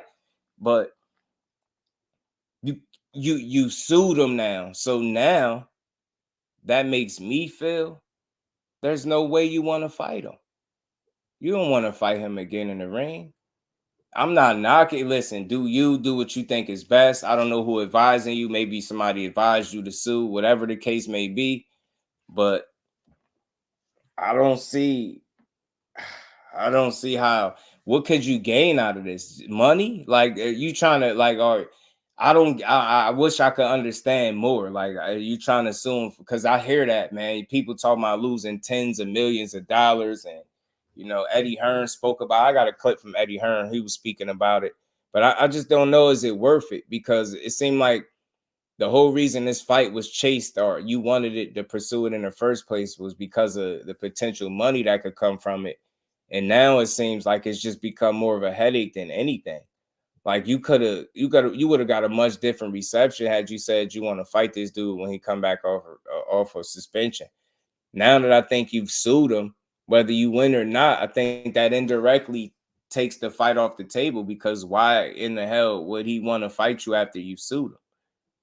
So, you're going to have a lot of people that's going to go crazy on you for this, man. They're going to go crazy on you for this, because they're going to say this ain't the way to do it, His mental state. Nah, he definitely don't know more. The entire Haney family supports his own. You don't understand. He can't reestablish his reputation without being Ryan Garcia up. Hey, man, KO, he took it up. He takes it off the table. Dante, I think this tells me he don't want to fight. And I don't like saying that about no fighter, but I feel like that's what this says. When you sue him, you're saying, yeah, I ain't trying to get no more money with you because I'm taking money from you. I doubt if you want to sue him, get money from him, and then would expect to see him sign on a contract to fight you again. I can't see it. I can't see it being a reality, y'all. I can't see it. I can't see it, bro. Does not believe he can win a rematch. It's starting to look that way, man. And then there's that question, Mr. Empire. There's people that think that too, that feel that way. Like, are you going to try to sue somebody else? I'm gonna play this quick clip from Eddie Hearn. I got some clips. Y'all know I'm the clip king. I got a few clips to play because Ryan Garcia has been trolling. Bill Haney released his statement. Eddie Hearn spoke on it. Shout out to Coach Calvin Ford and the Rise podcast. Coach Calvin Ford spoke on it. So everybody gave their opinions on this. And like I said, a lot of people just felt like you would have been better off getting it back in the ring. And listen, listen, I get it. As much as one can, right? As much as one can. You were in the ring, you did everything right. He cut corners, he had some unfair advantage. He gotta pay. I get that part. But the crazier part is the fact that this is the sport of boxing, and you really could get it back in blood. It don't just have to be a saying. You can actually get it back in blood. And the reason why I would think that you would want to get it back in blood, because I have those little clips in my mind of hearing your pop saying you sending your son out there to kill him. You know, if he dies, he dies. You was doing the Ivan Drago bit. Bro, you did all of that. You was doing all of that, bro. You was doing all that. You sold death to the people pretty much for this fight. You went above and beyond what you typically do to promote a fight. And it's so ironic that this was the outcome. And now that you not only sold death, you went in there and your son got beat up, and now y'all are suing. That's why people saying it looks soft. Because they hearing the same shit I was hearing, man. I'm sending my son in there to kill him. If he dies, he dies. And you know, you was going nuts. You was doubling down, tripling down, quadrupling down. Like I said, and now for him to have lost and you be like, you know what? I think we should sue him and get some money about it. Like, I just think it's going to be looked at the wrong way. It's not enough understanding that I think has been provided from his side for enough people to say, you know what, that actually makes sense. You get what I'm saying? Because that's the only thing. Look, and you got your O back. They made it a no contest. You got your O back. You get me? I don't know, man. Like that, you don't want to fight him no more for sure now. He wants to make money off Ryan without having to actually fight Ryan again. It's safe to say that, bro. Because I definitely think with this suing thing, you definitely don't want to fight him no more. I think after this, you'll be done with him. All the headache that he caused you, I don't see you. If you went this far to make this move, I don't see you wanting to fight him again. I just don't see it being a reality at all. Mike Kirkland, shout out to my brother back in the super chat. He said, Devin scared just like Rocky was a Clubber Lang after that beating in Rocky 3 when he told Adrian. Man, it's crazy. I just think it might be some uncertainty there. You know what I mean? And again, you can't blame him, man. Somebody cheated you, was cracking you like that with repeated left hooks. You like, man, you know what I mean? It could have took something out of you. That's a real thing. But only time will tell how much this loss really affected him. Because as of right now, I don't know where one's head would be at if you're thinking like, you know what, I should sue him. I should sue him after this. Like I don't. And we ain't never got to box again. Well, Right. well. I already been getting these back, but now it's time for you to get your just due. Shout out to my brother. Come on, pug. Touch me now, sue. Touch me and I'll sue. That made me think of that Mike Kirkland because you just said something about Rocky. Version is down in case anybody try to call. Oh, Verizon's down. Oh, okay. Shout out to A1, man. Hopefully they get that situated. Agent O said, find somebody that lost Jamel Hearn. We know what Shakur did to Jamel. I get it, Agent O, but did you see how he's fought since losing to Jamel Hearn? that's the thing. You don't look at him as the fighter that he was that lost to Jamel Hearn, because he definitely got better since then, and even became a world champion since losing to Jamel Hearn. You get what I'm saying? So it's not the worst thing in the world, right? You get what I'm saying? Losses happen. You can't do nothing. You get what I'm saying? He's fought several undefeated guys, and like I said, I just went through the timeline. It's just not those names that we want to see. You throw a name out there, and I probably can tell you they got a situation on that has not going on that has nothing to do with Tank and their availability as to why they didn't fight him. You know what I mean? So that's just where I'm at with it. Right? He did me believe I'll sue him. And like I said, I'm not gonna call him soft. I'm not gonna say he's a sucker and none of that for suing. It's just unusual. This is a first for me. You get what I'm saying? This is a first for me in boxing, like after an event.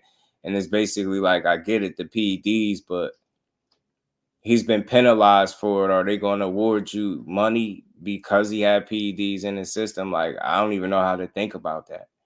So is it even worth the headache? And only I guess time could tell, because like I said, I ain't no lawyer. I ain't about to act like I know what his chances are of winning or losing, but it's just odd. And the timing, like I said, I thought he was going to say, you know what, I'm going to beat his ass when he come back. I did think he was going to say that, but now it's like, nah, I'll tap him in his pockets in court.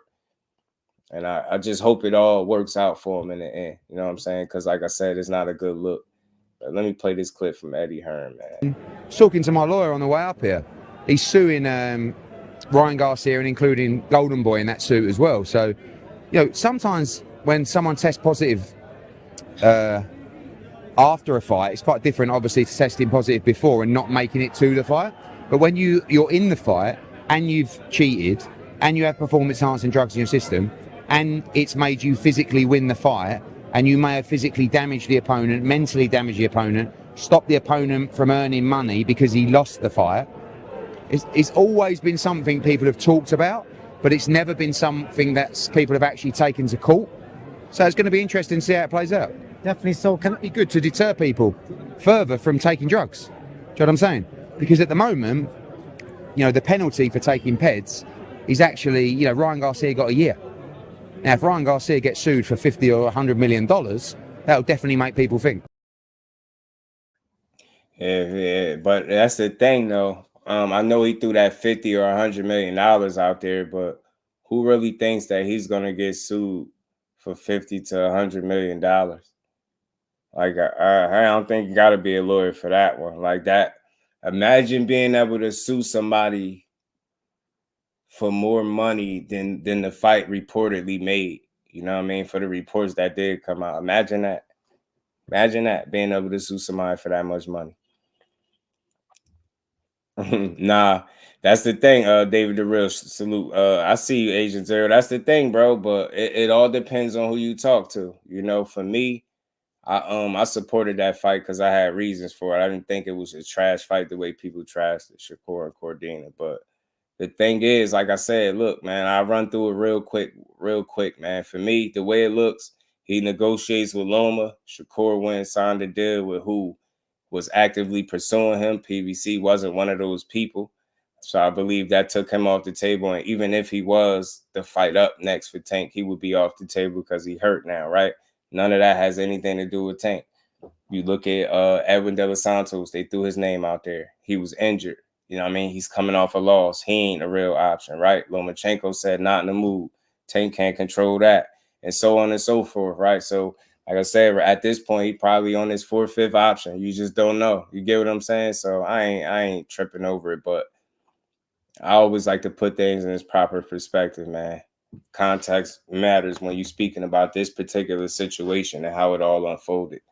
You get what I'm saying? But we're gonna see. But let's keep getting to it, man. So like I said, man, as far as his image taking a hit, it's crazy because on one end, it's like you got Eddie Hearn talking about pretty much you too expensive, saying you want too much for fights. He think you should take a tune-up fight for $1 million, X, Y, and Z. Then you come out, you suing. You got everybody complaining about you suing, talking about your image taking a hit. People not gonna want to work with you. You're a headache. All this stuff. I don't know how true any of that to be, but overall, man, it's just been a very negative reception online about this, and it don't seem like most people respect it. So, you so deaf. You get what I'm saying when you was talking about this fight, building this fight up, and now that y'all came out on the losing end of it, it's like now you still suing to get more money out of the situation it seemed like it was dead. It almost like he peeled the scab off because the situation seemed like it was dying down. He came out, he did his interview. It was different focus. He said some stuff in the interview what people was talking about, and then it's like, here you come with the lawsuit. I really thought they wasn't going to do it, but maybe he got advice or some game to pursue this lawsuit. Like I said, it's new to me. I've never seen somebody try to sue after a fight. People looking at it as you can't take a loss. I mean, it ain't even a loss. Is it a loss? I don't even know what to think because you got your O back. So it's like now you to seek more money. It just seems a waste of time. Seem like you chasing it. Seem like he kind of got you chasing your tail a little bit. You get what I'm saying? You kind of chasing your tail just a bit. And is the money that important, right? Or is beating him up would be I don't know. Like what would be better for you? Like would it be beating him in the ring or beating him in the court? And that's how people looking at it. They looking at it as he did it in the ring, even though he was dirty, he still did it in the ring, not in court. You involve the law. And again, I'm just going off of this stuff I've been seeing. You got people saying, you remember your dad was preaching about being a certified street dude and all this stuff like that. And then his certified street dude involved the people. So it's like it's a lot of stuff that you sold that's not in line with the move that you're making. And I think that's the reason for the negative pushback. You get what I'm saying? You can't sell death. You can't sell street dude this and street dude that. And then you involve the people. After, your son competed in a sanctioned bout with a guy that he had opportunities not to fight. I don't know. It's a tough sell, man. People they ain't going to be feeling this one. See, so what it do, my guy? Nah, it's not a law, rule. It's not a law, but it's just something that if you look at his track record, he don't do it. So, if you just look at Cordina, again, coming off a loss, right? He coming off a loss. You see how people talking about that? See how people was talking about, he coming off a knockout loss. How he fighting it? And it'd just be too much. It'd be even more to talk about. You get what I'm saying? And it's unfortunate, but that's where we at in boxing. You know what I mean? That probably he's always worried about his image taking a hit and then prepare his chin to take a hit. It's just something, man. I mean, look, the man kept getting up. Kept fighting back. He had no quit in him. He was very resilient in that fight. I respect him for his efforts in the fight, but this situation right here is running his own course at this point, right? I'm not knocking him. I can't tell him how to feel. I don't know exactly what's going through his head. I don't feel like, me personally, the money is even worth the headache, the money that you seeking, unless you really, really feel like it is for you. Like, I don't know. I would like to see you beat his ass in the ring and call it a day, but that's just me, the fight fan. But like I said, he entitled to sue. I mean, he ain't breaking no laws. Ryan cheated him, right? So, and this is the crazy part. This is why I say I'm not mad at what he doing. I approach it much different because people are more mad at him for suing than they are for Ryan for cheating. And that's where I'm a little bit different. I ain't mad at neither guy. I'm disgusted with Ryan and the way he's behaved since this situation, but I just chalked it up. He's an immature guy that don't know no better, and it don't excuse it. He foolish. And I feel like, Devin Haney is just playing the one card that he could play outside of fighting him, right? Is to sue him. So he felt like you ruin potential opportunities. Remember, he said something about affecting the Sandor Martin purse bid. It's a lot. So it's a lot. He probably considering as to why it made him feel like he should do it. But I think a lot of fight fans feel like he not on point with the things that he trying to sue for. So we'll see how it play out. Salute to him. I hope it work out, but like I said, this unfortunately his image is taking a weird turn. I don't want to say a hit, but a weird turn where people are starting to question you now as a fighter. And that's weird because that's all you've done is fight. And all it took was this one action for people to question everything you stand for. And that's just how boxing fans are. So I don't know if they thought this all the way through, but I can't possibly see them winning no tens of millions of dollars from this situation. Said Tunnel Vision said they better not have any tough talk. He or his dad, yeah. I mean, they sold that a certain way now that I got court involved. People just don't believe nothing that you say. That's all I'm saying.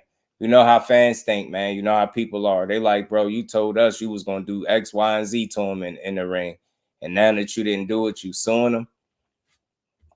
And I for me, where I level with him is I feel like he'll never be able to make peace all the way with the fact that somebody really has some type of PEDs at all in their system.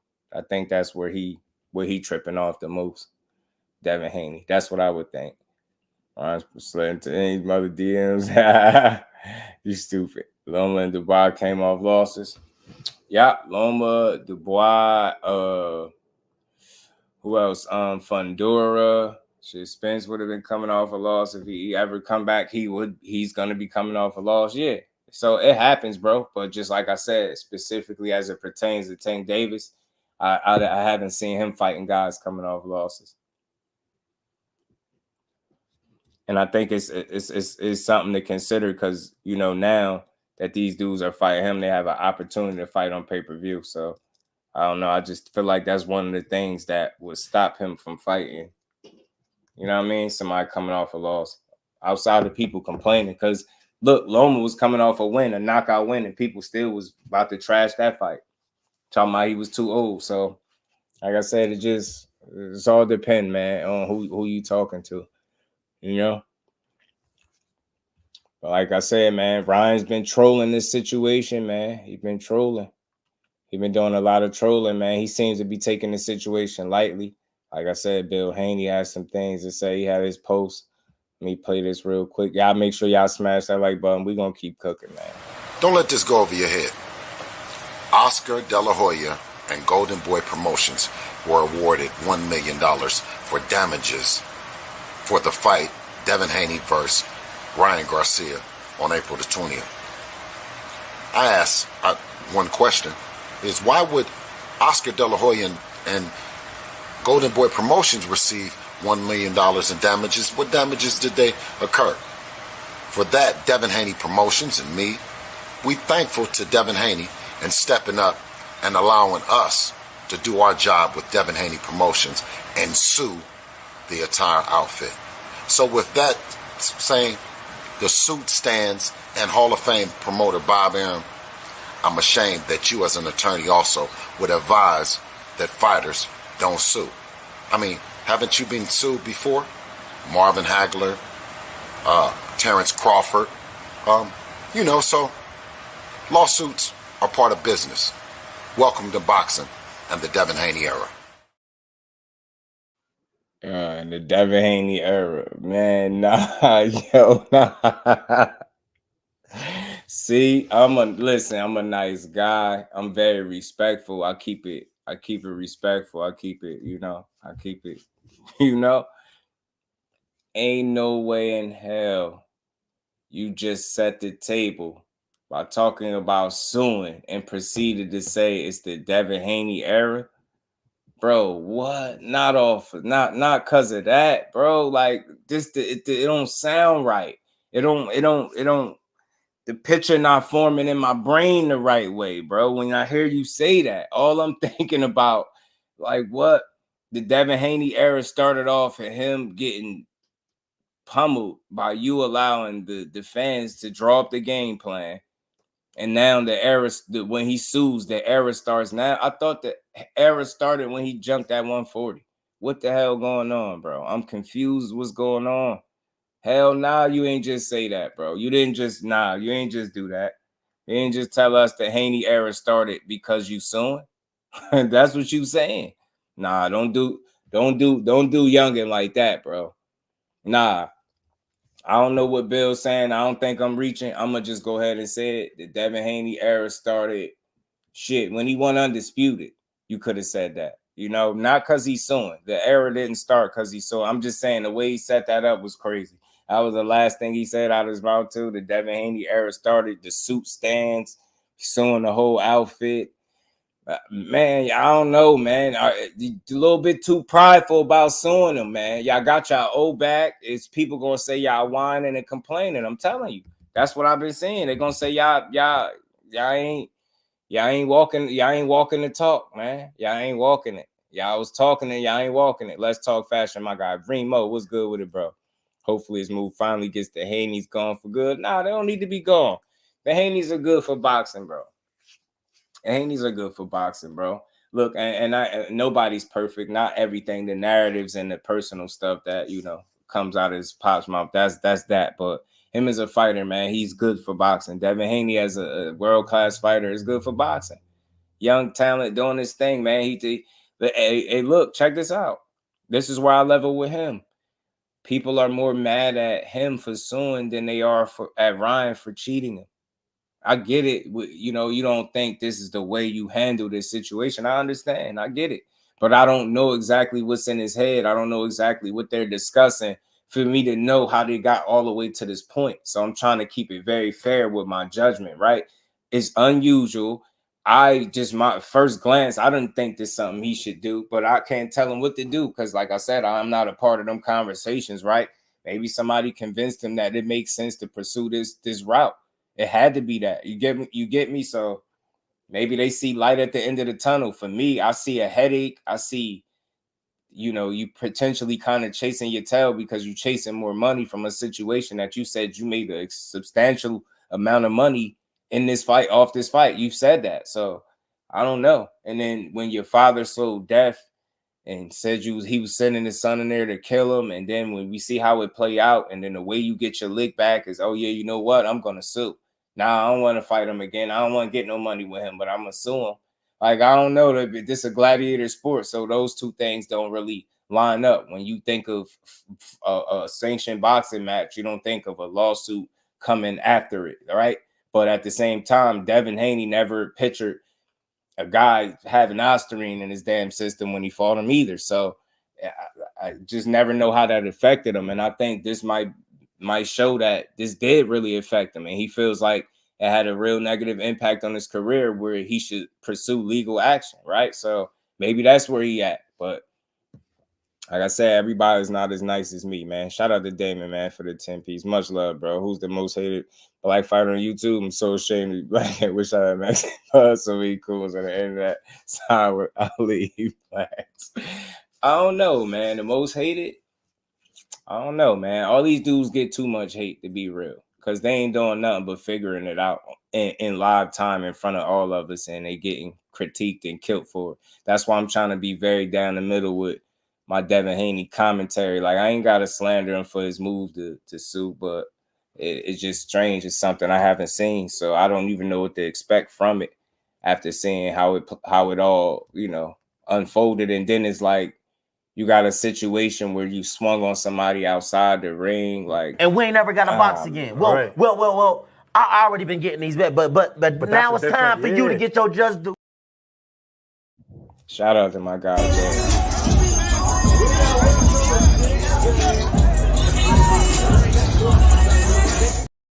Then is that, like, you swinging on folks outside the ring, like, it's giving confusing. But look, I'm here to say this: I'm not against or for him suing, right? I'm not shitting on him for it. Like, I obviously feel like he got some reason why he did what he did, why he doing what he doing.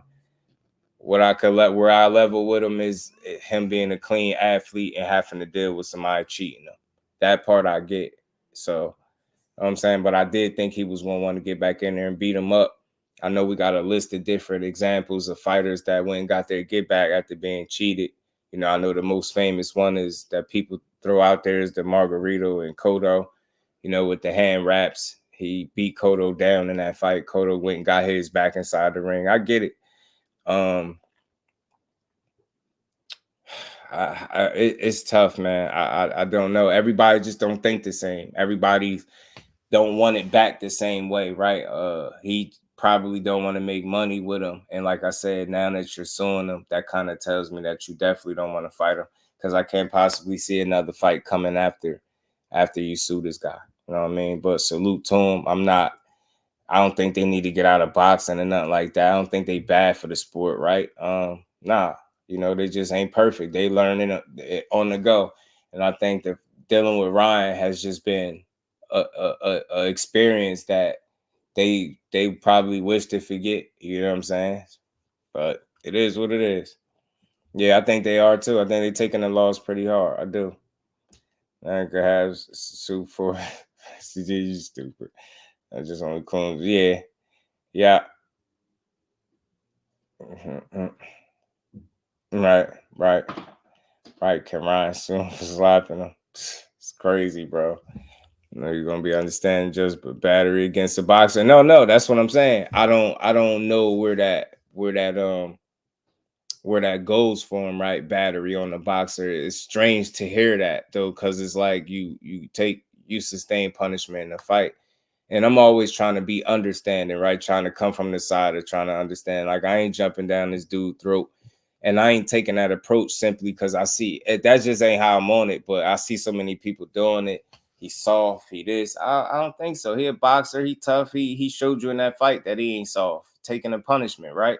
Now, I mean, before they even knew anything about Osterine. So he showed me full well he ain't soft. But I think the way that he responded from this situation is making people question him.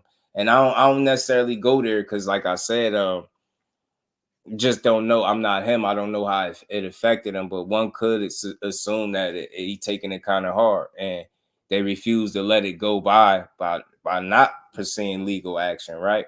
But I'm keeping it, down the middle, because I'm gonna make sure I don't want to sound like I'm mad at him and more mad at him than the guy that cheated, right? So we all here because somebody cheated. So I will never forget that. And I ain't saying it's cool, sue him, don't sue him. Look, that's not my decision to make. He could do what he want to do, and he's doing that. But that's just, those two things, man, don't go together. You know what I'm saying? So he made his decision, right? But I ain't gonna be more pissed at the guy that is reacting to the guy that cheated, right? It's a reaction that we probably don't agree with, but nonetheless, we ain't just wake up and we just hear. Like, it ain't like he just made this shit up.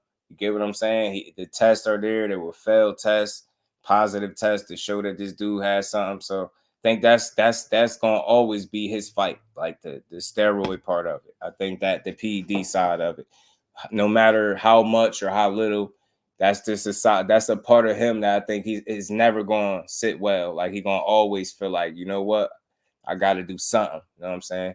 Dean, what's good with it, bro? By any means in the building. What's good, my guy? PTSD is real. Antonio, what's good with it, fam? I'm all in their tail because they're going to sweep the Australian. It was never a factor. Yeah, man. I know, Alan. I know. Lee Devin. I think the only way you can get back at Ryan is to sue him, because mentally you do not want to fight Ryan again. And look, Queen, I think it's a real possibility. Because it's like not being scared. I want to be clear with what I'm saying. I don't think he's scared. Ain't no way you scared of somebody you fought all them times in the amateur and actually fought. But part of me could think he ain't willing to go through that again, and even give him a chance to put him through that situation again, whether it's the cheating or even just what took place in the ring. Like, I don't know how he's going to respond from that. That's why I was, rooting on his comeback. I wanted to see him bounce back to see who he was going to fight. But I don't think he want to go through that again. You know what I mean? But damn, is this going to be more of a distraction than anything? Is this going to be worth it? You get me? A phenomenal show. What's good, my guy? You feeling Cash Crypto in the building? Shout out to Cash, man. If he ain't soft, he sure is emotional. Ryan got, for sure. And I think this, what we seen is that this affected him for sure, Dean. This affected him. I don't think he's soft, right? I just think this affected him for sure. And this is his response to it, right? It's very different than what anybody anticipated. And I think that's why the reaction is what it is. All things, my guy, what it do? Big Dre, what's good, family? I think that's what it is, right? So I can't, like I said, I'm not gonna lose my mind over it. because I'm still processing. Like, this is new to me. Like, I don't even know what they expect in the game besides money. And do you need it at this point? Like, the question for me as a legit fight fan, and look, I'm supporting Devin. I supported him before this fight. I'm gonna support him after the fight. But my question is it more important to beat him, in court than in the ring, right? Is that more important for you? Like, do you feel like, even say hypothetically you win, like, do you feel like you gotta win? If he did that to you, like, it's not equal, bro. It's just not equal. All right, man. I was trying to be diplomatic about it. Look, man, I love boxing. Shout out to Dad, but this shit ain't equal. Getting beat up in the ring like that, getting dropped all them times, getting embarrassed, putting in meme land, all the stuff that you said he did. If he potentially ruined the purse bid and money opportunities, if he's the reason why you not gonna be able to make or demand the $4 million that you trying to demand to fight guys like Liam Parrow, don't you think you should beat his ass in the ring? Beat him up. Go beat his ass. That's where I'm at. That's the fight fan in me, bro. I tried the diplomatic route. Look, I rock with you, whether you suing or not suing. I'm still rocking with you. But it's not even, bro. Even if you get money from him, even if you got awarded some type of millions of dollars for this situation, no, it's not the same, because he really put hands on you. So it's not even. It's not, I get beat up, I sue, I get money, we even. No, you not even. That's not even, bro. That's all I'm saying. That's the fight fan in me. I support him. I rock with him. This is very different for me. But nah, the fight fan in me, beat his ass, bro. Because, yeah, you talented enough to beat Ryan. Yeah, it's going to always be a tough fight, because I think stylistically that fight is what it is. But you're not going to tell me that there's no way he could beat him. I did see the entire fight. I seen the rounds that he won. So there's ways he could win, but that's up. He got to believe that, and he got to want that. But it's not even, y'all. It's not. Getting beat up and embarrassed, potential like opportunities ruined, reputation taking a hit. Now you suing, now reputation could be taking a further hit, all because you did everything the right way. You gave this guy a chance to fight on an even playing field, and this is what he did. Even if you win, bro, it's not the same. Respect to you, Devin Haney, but this ain't this. I hope you able to make peace with this. I hope you come out on top. At the end of the day, I'm able to acknowledge he ain't the one that did nothing wrong. He's just doing shit in a way that we don't agree with at all. Like, this shit different. It is what it is. That's the way you want to get your lick back. Just know the fight fans are all over this. They're gonna go crazy whether you care or not. That's another discussion, but people ain't gonna respect it, bro. Like, it's not even. Getting beat up, getting embarrassed, getting dropped. If I was him, I would make that dude make a weight. I would try to make a fight with him, make him make a weight, drug test him ridiculously, bro. Make him make a weight and beat him up, in front of everybody, and beat his ass, bro. Because it's not the same. Even if you win money out of this situation and you're able to walk off, it's not the same, bro. That shit, it was embarrassing. Let's be honest. And it's a part of boxing. I'm with you, win, lose, or draw. Even in your roughest moments, when you get knocked around the ring, I'm still rocking with you. And I picked you to win the fight, by the way. You get what I'm saying? It's not even, bro. You got to get that leg back in the ring. And I think until you do that, it's going to be a little cloud. It's going to be, it's going to be a question mark that looms over your head. No matter what you go on to do, no matter who you go on to beat, there is always going to be people that remember what happened on April 20th. And that's just what it is. And I think one of the only ways that you could erase this out of people's minds if you're going to beat this dude up, right? Nobody cares. We don't get paid whether you sue him and get paid. Like, the fans get nothing from that. You might get something, but at least if you go fight him, you get paid to fight him again. You beat his ass, you embarrass him, you get your lick back, and you shut a lot of people up. I'm not saying you got to take that approach, but the fight fan in me would love to see Devin Haney beat his ass in the ring, because he deserves his ass whooped. All the little rants that he been going on, all the disrespect that he been dishing out, you get what I'm saying? The way he been handling this entire situation, he deserved to get his ass beat. And I think I would love to see you do it personally. That's where I'm at. I think him and Tio in the same boat. I'm kind of tired of both of them. And I would personally love to see Devin Haney beat Ryan Garcia up. I don't know about y'all. I would love to see Devin Haney go beat his ass, shut him up, punch that mouthpiece out his mouth, all type of shit. Beat him up when he tired, all that. Go get him. You can't even bank on this dude being in shape, man. Listen, I know it was a bad fight, but I say you get your feet back under you, go get you a get back fight and go beat that dude up. I would, in a perfect world, I would love to see him do that. I ain't gonna lie to you. Shout out to Phenomenal Show, man. Much love. He said, buddy, soft. Damn, and look, I know y'all. I know that y'all gonna be a lot harder on him than me. And like I said, it's a lot of different things that he showed me in that fight that lets me know he's not soft. But I get why people are gonna say that, because you can't sell death and then sue. You selling death, you certified street guy, and then you know what? And then you make that public statement that you suing, and then you say after the suit is held up, you talking about the Devin Haney era started. That shit just sounded all wrong. It hit my ear the wrong way. And like I said, it's a lot of criticism that's about to come. And we ain't never got to box again. Well, Right. well. I already been getting these bets, but now it's time for you to get your just due. Shout out to my guy, man. Let's talk about it. Could his reason be for suing be as a result of him going to the doctor for clearance of suspension, and then something was seen that was alarming for his future? Hey, Remo, that's a deeper conversation. That's true. If something wasn't all the way back right, that's possible. Anything possible at this point. He said that's karma. I know it's tough, man. I listen. I get it.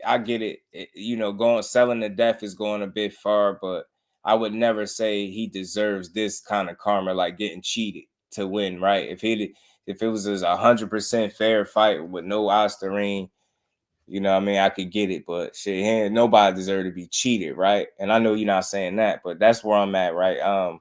Ryan shitty as hell. For the way he handled this, it still was never proven that he intentionally did it, but the way he treated it since doing this was shitty to me. Jonathan, what's good with it? Creole, my guy. Ashley's corner, what's good, cuzzo? Creole. John's Garage, and shout out to my guy, the Phenomenal Show. Much love, bro. My guy. He said when something is devastating happens to your emotional state drastically changed, and I think so. Yeah, outside the knockdown, that's what I'm saying. Dad was one, and he did win some rounds in a row. So there's an area of success and an avenue where he could travel to beat this dude. But like I said, I think that would be up to him, obviously. But I think the alarming part about the lawsuit, look, handle your business. I'm trying not to worry about that. That's his business to handle. But I think what that does say to me is that you don't want to fight him again. Because I can't possibly see y'all two lining up and signing on the dotted line and fight each other after suing. You know what I mean? The one guy suing the other guy, I don't see a fight. I think the rematch is killed. And I get the criticism, y'all. I'm just he a fighter. He's a tough guy. He got his ass beat in that fight and he kept getting up. But it's just not the move that people would think you would make after the fight, right? Because it's not the same, right? Somebody physically did harm to you. You in a sport where you can physically do harm back to him legally. You can come up because you're a smarter fighter than him. I don't care what nobody say. I'm still standing on that. Still saying you more skillful, more disciplined, right?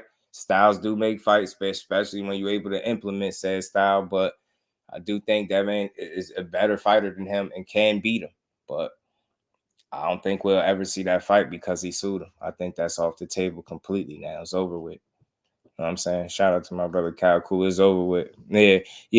Nah, I don't think he's soft. I just think the move is in question, right? I don't want to say, some soft guy because these dudes fighters. I respect them for that. I just think the move don't match what they were selling. So you get what I'm saying? Those two things, people like, is this the same guy that they was talking about doing this and that? They was talking about hurting this dude, like hurting him, like going far, like you get what I'm saying? And now it's like, instead of hurting him after he hurt child, you gonna hurt his pockets. That's not the same. Ryan already showed you he reckless about his money. You know what I mean? So Yeah, he said, yeah. I get it. Phenomenal. I would like to see it though. I would like to see it. Y'all smash the like button for me. I would like to see it, man. Yeah, he's an idiot, man. He's an idiot. Tay, what's good with it, bro? It's looking like Dev need his big bro. Take the handle Ryan for him. Somebody, right? Somebody gotta get him. And that's why I think I don't want to see him beat up again, but that's the fight fan in me, right? I would like to see him just get his ass beat. You know what I mean? You know what I mean? I would want to, see Ryan get his ass kicked. And like I said, look, man, this is the same guy, bro. Hold on. I got the clips. Let's keep rocking, man. Y'all smash the like button. This type of shit definitely makes me want to see Ryan get punched on. I'm sorry. I ain't sorry, but where is it? We want to see this guy get all types of hands and feet put on. You know what's funny? You want to do shit, and you know what's even funnier?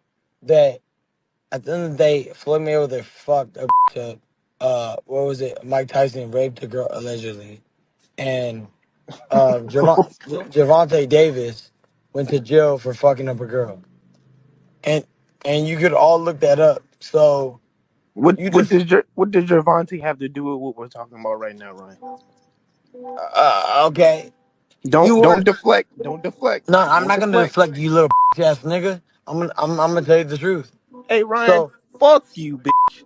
Watch your Uh, mouth. First and foremost, you Nigga, young nigga, ass nigga, nigga. nigga, nigga, I'll bitch nigga, slap you nigga, if I see hey, you nigga, nigga, calling me nigga, that. Nickelodeon. Fuck you, dude. But Fucking hey, weirdo. hey, hey, for real. All bullshit aside, bro. All bullshit aside. All bullshit, hey, all bullshit aside, I don't give a For me. f***. Hey, So look at, look at, take hey, care of yourself. I just go Ryan, to your take care of nigga. yourself for this next year of your suspension. Anyways, so what I'm saying is this. If Gervonta fucked up a girl, right? Beat her ass. I'm not even mad at him. She probably did some wild shit. Floyd Mayweather beat a bitch's ass. And that's true. And guess what? What was the skin of their color? Black.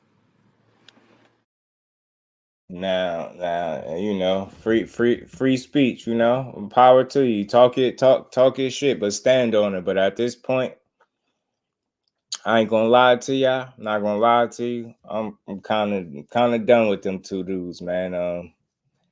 They very strange. Their behavior is hard to read. I don't respect a lot of stuff that they put out. When I say they, I mean Ron and Tio. Their energy is very similar. It's consistent. They put out a lot of negative hate energy.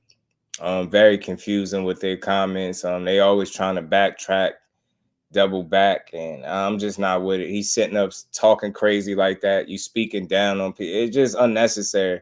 Shout out to the one guy that asked him what did Tank have to do with anything. But that's how he sit up and speak when he comfortable in his privacy of his home or wherever he be at. That's how he speak. That's how he speak. That's how he talk. I can't respect it. I can't support that, man. He got a lot of talent. That's why it's confusing that he behaves that way. But again, when you don't got no OGs, when you ain't got no nobody that's able to kind of show you the right way, you just a young rich kid with a lot of money, and you're gonna make a lot of mistakes. And that's what we saying in real time. There's no excuse for it, but that's what he doing. He don't got no guidance for real, and he got too many people that egg on the things that he do. So he don't have no incentive to ever change. He able to still make money. He can sit out a year, come back, and people still gonna watch him fight. You get what I'm saying? It's not enough punishment. So maybe that's why, another reason why maybe Haney, they can take him to court, man, because this is, but the ultimate payback, Haney, hit him in his pockets if you want to. I think he deserves to be hit in his pockets. But that's just me. I ain't saying you should have sued him or shouldn't have, but I don't care if he loses money. A guy that speaks this way, that behaves this way in the sport, that's responsible for the way he's able to live at this point. I can't rock with the message that he putting out. It's confusing.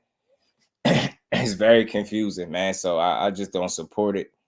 And like I said, I just hope somebody kick his ass at this point. I think him and Teal need their asses whooped. Marquis, what's good with it, bro? That's how I feel. I think he disrespectful. It's deeper than trying to get clicks at this point. Now, you know full well what you're doing. Speaking that way it need to be consequences. And I feel like you in a sport where people could really put hands on you. So, you know what I mean? I definitely won't be rooting for him no time soon. B-Dog, what's good with it, bro? That'd be even worse. Maybe it's best as soon as much as I don't like it. I mean, maybe there's light, you know, at the end of that tunnel somehow for Devin suing him. But I'll say I would love to see him beat his ass, and because he cheated you, you know. So that's just me. But until then, you're just gonna have a lot of people questioning his moves, and you can't sell murder, kill, death, and then sue somebody, like, you know. But then there's that element where he feel like any amount of performance enhancements you playing with his life, so you was trying to kill him. You get what I'm saying? So I think it's a lot to consider, and I'm no way I'm gonna say yeah, sue his ass, because I don't like involving nobody in my business if I ain't got to, especially the people. But maybe they just feel like this one of the avenues. Know what I'm saying? But like I said, the disappointing part is not just suing the fact that I think it kills any potential rematch talks. I think both guys probably be advised to not even deal with each other after this is all said and done. And that's the unfortunate part about it, because instead of us getting a rematch, or who's to say maybe a trilogy, you know what I mean, knowing they fought them times in the amateurs, now it's turned into a mess. You had one crazy outcome, and it just continues to get weird as time goes. So it's tough, man. Shout out to Cash, man. Nobody's defending Ryan while addressing the silly shit Dev's file. Yeah, hell no. Nah, he's getting, you know, especially me, you gotta hear me out, because he gonna get held court, you know. It's Devin is not the issue, right? He didn't do shit wrong. I'm just highlighting, I think, why people are questioning the move, but I ain't saying he wrong for it. He can do whatever he see fit. But like I said, ultimately, I would love to see him get back and then beat his ass in the ring. You know what I mean? These fighters that he talk about so much, I would love. Tank already punched his rib through his back.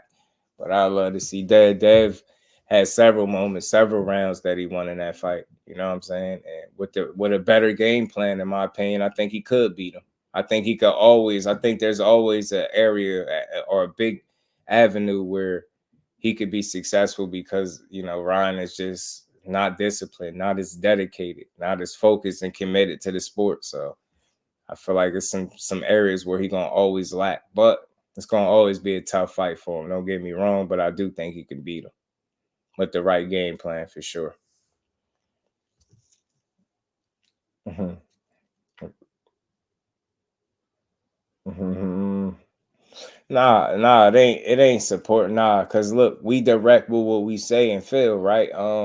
You know, it's not that people have a problem per se. And somebody correct me if I'm wrong, y'all. Rachel, shout out to the Queen. Rachel, how you feeling, Queen? Always good to see you in the building. I don't think nobody you know, has a problem with it per se. I just think it's confusing to people how you gotten to this point. I just don't think a lot of people anticipated this being a move that he would make, right? You get what I'm saying? Like, and like I said, it'll never be even. It'll never be even in that regard. Like, no matter what, no matter how much money you can gain from him or get from him, busy was good with it.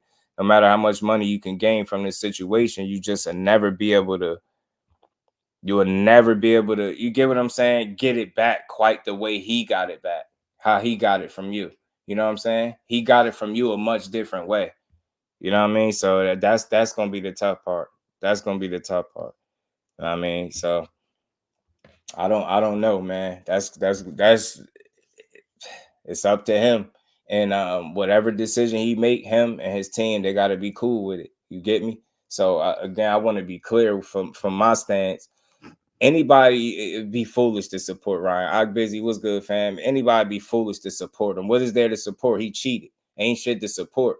But at the same token, people have that mentality that get it back in blood. A lot of people do feel like that. Some people just saying it because it sounds like something to say. But getting it back in blood, that would be the way to get it, right? It would be legal. You had several rounds in that fight that you won. You had your moments. He just had bigger moments than you. If you could, you know, put together a game plan to eliminate him having those big moments, then we talking about a different fight. So nah, nobody supporting Ryan because he clowned out. He's a fool. I just wish he'd go find it. He needs some guidance. I wish he had an OG. He need a therapist, something, because he all over the place. Like I say, he got nothing but time and money. He sit around in these Twitter spaces being disrespectful, being weird, and there's no consequence to it. You know what I mean? You got people that egg him on. They think the shit is cool. Nah, we don't support it, but I ain't knocking a guy for suing, but I ain't got to say, like, yeah, I love it, sue him. Like, but if you get money, I mean, salute to you, good for you, but it'd be better if you beat his ass. You know what I'm saying? It'd be definitely better if you beat his ass, for sure. And what are you doing? He's not. Oh, he said he's not in it. Need their reasons for it. Doing. Yeah, man, I don't know, man. I'm not blind to support any because they knowing are black. Yeah, he's wrong. Yeah, he definitely wrong. Ryan is the wrong guy. You know, Devin Haney decision is just unusual, I think, and it it surprised a lot of people. You know what I'm saying? It surprised a lot of people that you rather beat him up in court than in the ring, knowing what he did to you, right? And I get that. So nah, I'm saying, but he ain't wrong for doing what he doing. Tim was good with it, man. Devin did not want to see him beat you. Yeah, right. You want to see him beat his ass, TM. You want to see it. You would anyway. You know what I mean? That would be the ultimate get back, because he'd be to make money doing it and kick his ass fair and square in front of everybody, like you would have did, right? Had he not cheated. That's what he feel like, you know? So react how no, for sure. So you can't make a grown man react how you would act. Nah, hell no, you can't. You can't just support like a Mexican would do. Their own. We need our own reason to do. Oh, I get what you're saying. Yeah, nah. So again, I'm not. It's not for me. It's not. It's a weird situation. It's like I'm not against or for it, and I think I could play that position with something like someone, right? That's not, in my opinion. That's not a route I feel like I would choose, but I don't know. I'm not in that situation, to be fair, right? So, but I just seeing it and seeing, just watching the fight and seeing how it played out, we all thought, like, there was possibilities, like, you know what? I'm gonna get it back. You know what I'm saying? Because remember, they was saying that at first, that get it back in blood stuff. So I don't know. You know what I mean? And that's what I would have had rather seen. So I'm not against his decision to do what he did. Like, he feels as though that's the best move for him. Then make that move, but it's just unfortunate because it kills the rematch talk. Now you'll never see these dudes fight each other again. I don't believe. I mean, I think it's over and done with. I think it's over and done with, man. But when you see, that's just wild to see, man, how this fight materialized and played out.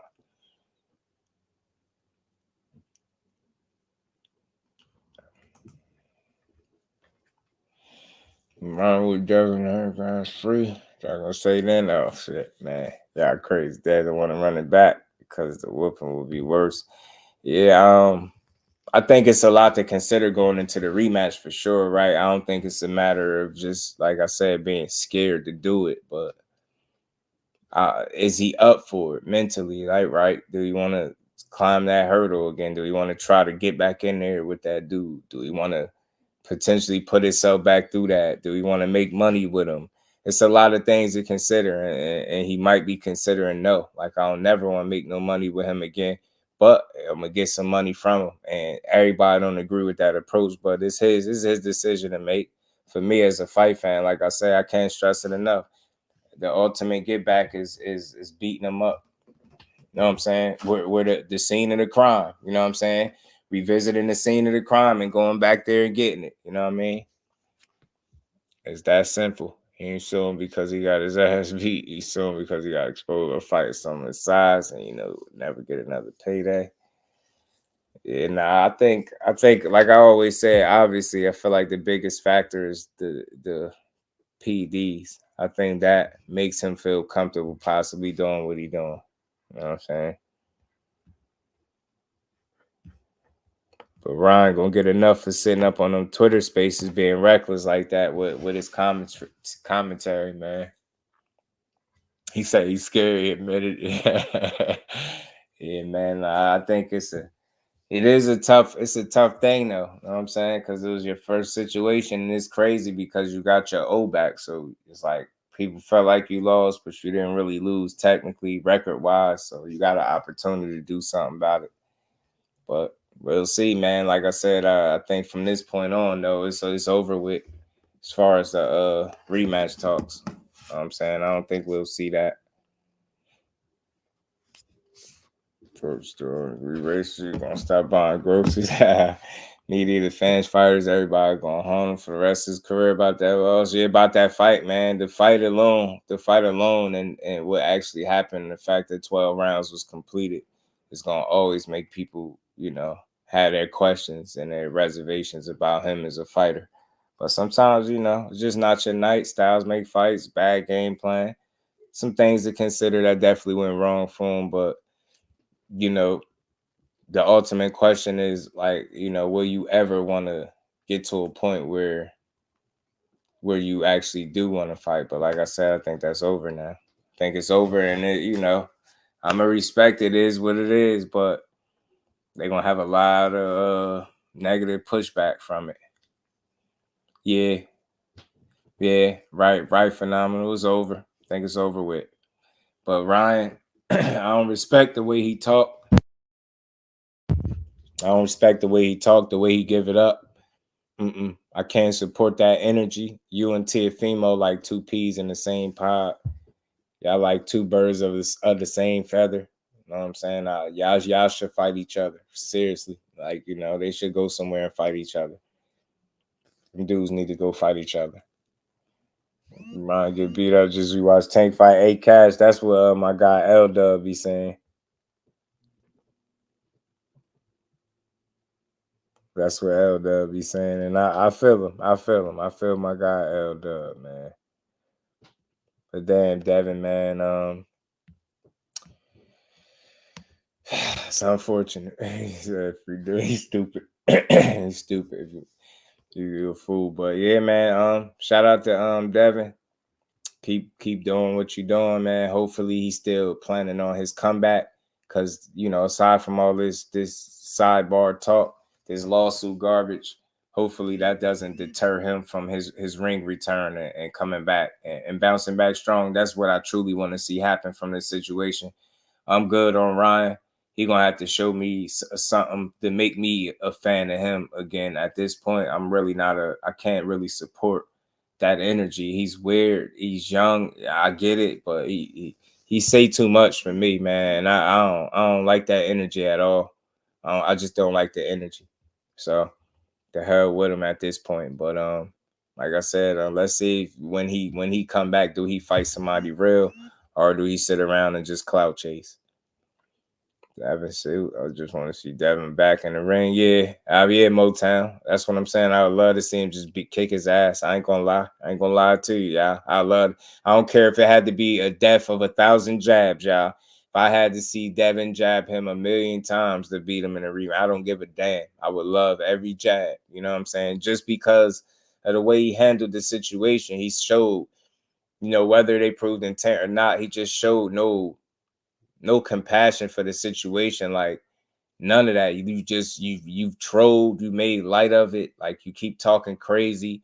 You get on these Twitter spaces talking crazy. You be drinking, talking nuts. I can't support none of that energy that Ryan's been putting out. You know what I'm saying? It's all negative and it's disrespectful. So the hell with him for right now. Yeah, man, and I'm pretty much to that point. Phenomenal. I just try to be, but I just don't see them. What are they gonna do? They ain't gonna do nothing different. I think they are who they are at this point. I think they're young, but I think they're young fools and they're gonna be old fools. I mean, definitely still two talented guys, but it's just unfortunate that energy that they've been putting out has just been so all-putting that I can't see myself possibly supporting it at all. Vaughn was good with it, fam. I mean, his game plan was flawed and standards were too low. Yeah, he got a Dad's comeback is in court, and that's the unfortunate part. Haney's Too many black fighters' name in the mud. So Ryan beats him again. And that's the part too that they fighting against, right? So it's unfortunate, Mike, man. I still root for the young man though, because it's a terrible situation to find yourself in, right? Especially going into the fight, feeling like a guy just not on your level. You're gonna go in there and step on him. You've seen him a bunch of times. He just ain't on your level. And then this happened. You know what I mean? Then the Osterine happened. Now the lawsuit is happening. Right? It's a lot. It's just been a headache. Like I said, I think one of the worst things that happened to Devin Haney's career is Ryan Garcia.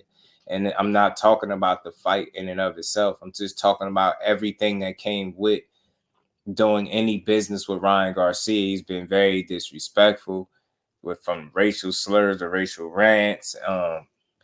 The pulling out initially, then coming back. You know what I mean? Then actually fighting him. Then you come overweight. You know what I mean?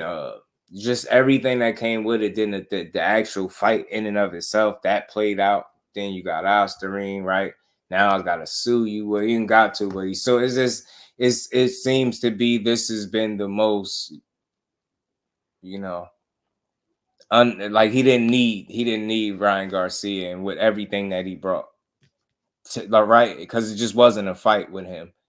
Right, it was like a fight within a fight, and now they continue to fight after the fight is over. Right, it's just way too much with him.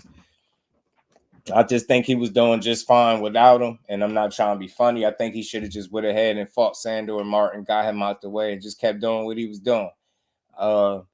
Seeing the way Ryan moves, the way he talks, speak, it just ain't no excusing it at this point. It's reckless and it's disrespectful. And if he can't see that, then he really foolish. But the end of the day, he don't deserve the opportunity. And I'm going there with it. When it's all said and done, he didn't deserve an opportunity to be in there with Devin Haney. And this is a prime example of why. All things real. I get it. The fight played out how it played out. I'm not talking about in terms of talent. I'm just talking about in terms of what you bring to the table and the fact that you don't seem to take your career serious. Like you suspended, you still talking crazy, you calling people out, the racial rants, the slur, you doing too much. You doing way too much. You didn't deserve the opportunity to even fight that man to begin with. You didn't even deserve. Missing weight should have told you he ain't deserve the opportunity. So you know what I'm saying? Like the hell with him at this point. Devin Haney, it's unfortunate because you was just trying to be great and it just wasn't your night, and it led to this, which is a mess right now for boxing. And it's unfortunate that we ain't talking about a potential rematch for real out of these two, right? Or who the next guy Devin is fighting, right? And who the next guy Ryan is fighting. But instead, we obviously know the fight for Devin Haney is Ryan Garcia, but in court. And then the fight for Ryan is his suspension and in the courtroom as well. So you get me? Now they're not fighting. So that's the weak part about it. We don't get this fight is what I'm saying is this fight, I think, should have materialized one or two things. This fight, in my honest opinion, should have materialized another rematch or other big fights from this. And it did neither. That's the part for boxing where it stinks. Didn't like nothing good came out of this. These two fought, the fight was that, but then when you seen, from the Osterine all the way up until now, it just been a shitstorm. But you know what I mean? It was entertainment to some degree, but then it was a lot of BS that came with it. So like I said, I think we all could have done without this. I think we all could have done without it. And in the long run, man, I think they gonna feel that way too. I think they're gonna feel that way in the long run too. Nobody is gonna want to. This ain't something that they needed in their career, right? This ain't something that they needed. Nothing good, no good fights came out of this. It ain't like, oh, Devin Haney beat him. Now he going on to fight this dude. Oh, Ryan Garcia beat Devin Haney. Now he going on to this challenge. Like that's crazy. That's none of that is the talk. That's wild. That's the crazy part. Good fights happening like this. These two getting in the ring should have did one or two things. Like I said, it either created a rematch between these two or even bigger fights for either guy. And it did neither one. And that's unfortunate. That's the misfire. That's where boxing missed. You get what I'm saying? That's where we miss at. It missed right there, man. Neither guy is fighting somebody. Like, it did seem like it because Haney was, you know, it was talking about him in Paro. But we seen that's kind of dead in the water. So, like I said, no real good opportunities came outside of the 12 rounds that we able to see. And now that's tainted because of the Osterine. So it was just one storm. It was one shit storm, bro. We ain't need it. At McQueen, my God, the professor was good with it, trying to be great. Thought he had an easy lick. For sure. Definitely thought he had a lick. I ain't gonna lie. Manuel, what's good with it, family? How you feeling, bro? He definitely thought he had a lick. I ain't gonna lie. LWBoxing, my guy. He said Houston, 12-14. And you already predicted. You know I seen it. I had to post that in my story. Shout out to my cousin. What's good with it? Listen, name Devin should not form his lips to call another fighter. Shout out to cousin. Damn, you're right, Justin. Lose. Yeah, lose, bro. And that's why I say, like, it's deeper than just trying to make one guy look like they did something wrong. Like, yeah, Devin thought he had a lick for sure because he talked it. Like, you can't. I think that's a reasonable assumption because of how they talked about him. They didn't think much of him. At least that's the way they sold it. You know what I mean? So, they definitely, trying to get a lick and trying to, I think he thought money was going to be made. I think he felt as though they had an opportunity to make good money, do numbers with the pay-per-view. And I think it was a lot of misfires with this situation. I think Ryan, I got to do a whole nother video on this. Ryan was fool's gold. I'm going to say this again. That Ryan Garcia opportunity for Devin was fool's gold. This is just my opinion. I can't say it's a fact, but in my opinion, that fight looked one way from the outside looking in, but when you actually got it and participated within the bout, and it just wasn't what it was supposed to be. It was fool's gold to me. I think you had an opportunity to see him and Tank fight. Had an opportunity to see the numbers they did. I think he feels like he do numbers as a fighter because he speak about it. And I think he felt as though him and Ryan would be able to generate some good numbers. And on top of that, he thought it was a guy. He seen the way Tank beat him up. He like, man, it's a C-level guy. He sold that the entire camp. And I think that's the way they approached it. A misfire on their behalf too. But you thought you was getting a lick, a bag. You thought money was coming with this. You thought, the pay-per-view situation would put you in a better space. And there's nothing wrong. It's nothing wrong with that. Because as a fighter, that's what you're supposed to do. That would be a smart move. Like, had he came out on top, beat him how he typically does most other guys, he just beat him. You know what I mean? He beat everybody else in his career. Then he moves on and just do what he do, right? But none of that happened. Like, you didn't beat him the way you felt you would beat him. He wasn't C-level the way you thought. You got knocked down a bunch of times, kept fighting back for sure. But I just don't think you made the money, and it didn't generate the opportunities that you felt like it could generate for you off the back and the beating him, right?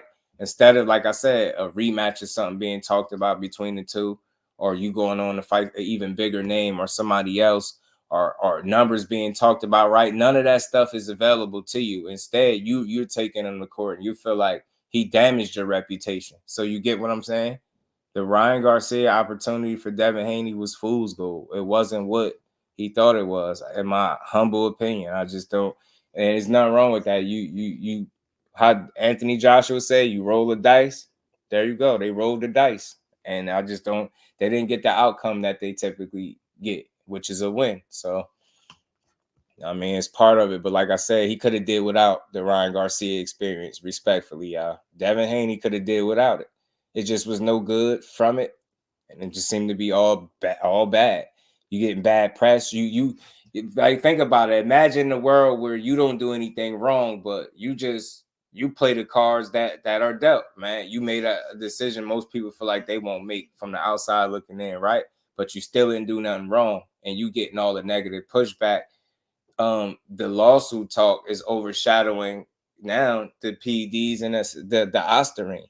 You see what I'm saying? Like, you did nothing wrong in this situation. No matter how much people disagree with what you're doing, you didn't do nothing wrong, but you getting this kind of reception as if you did something. When in fact, this guy did something wrong. He continues to do things wrong because he's just silly. You know what I mean? Bring it to the DMV. Oh, yeah, shout out to my guy, Boxing, man. Houston, it is 12-14. Legacy was good with it, family. Shout out to you, bro. Appreciate you. You think eventually Devin will have to take two of those low-paying fights to stay active? Yeah, I think, Emmanuel, if not two, at least one, bro. You get me? At least one. Got to take at least one. Fool's Gold, aka Cherry Pick. You get me? And I say Fool's Gold because I think he thought he seen dollar signs. He's like, damn, you know. And look, I ain't saying he tried to be like anybody, but it's only natural to assume if you feel as though you are a good ticket seller, you're in a good space, people come to see you, you think you got a fan base. That's how he feels about himself. He said it. You know what I mean? That's right out of his own mouth. And you see a guy do some numbers. He was thinking like this could be a good career move. Me go fight Ryan Garcia. We got the backstory, fought 6 times in the amateurs. He's thinking the right way to an extent to me. Right, so I can't fault him for that. As a fighter, I'm thinking that's what he think. Like, opportunity. I see dollar signs. It's a backstory there. You get what I'm saying? And we could be on pay-per-view. We could do some numbers. Nothing wrong with thinking like that. But you know, sometimes everything ain't what it seemed. And I think Ryan is just turned out to be fool's gold. He just wasn't what it seemed. He's not. He's not what it seemed. You know what I mean? He wasn't good money. He not good money.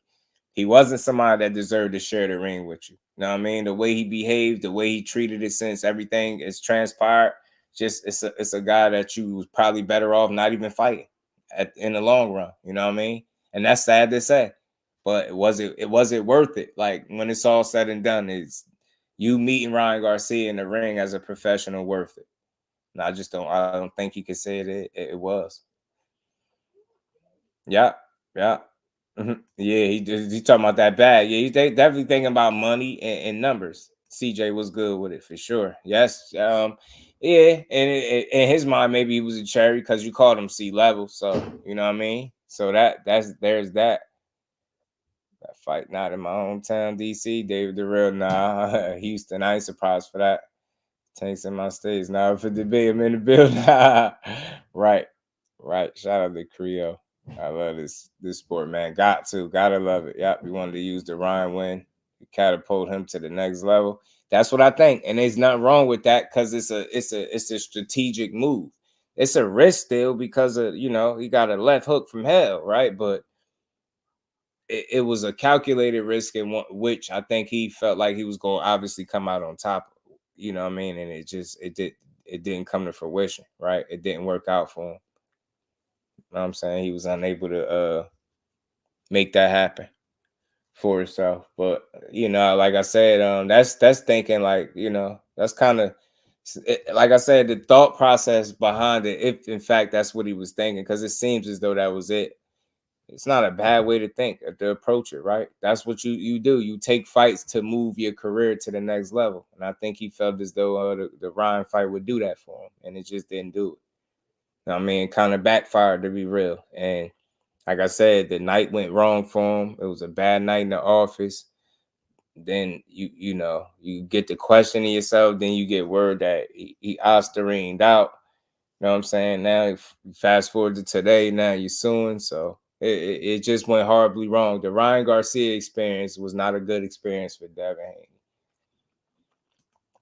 And it's so much deeper than the fight. Like I said, it's the shit that, transpired since the fight, like how you gotta get put in meme land, people questioning you, like I said, people calling you soft, questioning your moves, questioning if you made the money you made, saying you didn't sell anything in this fight. Like, it's just I think he got a very opposite turnout than what he anticipated overall.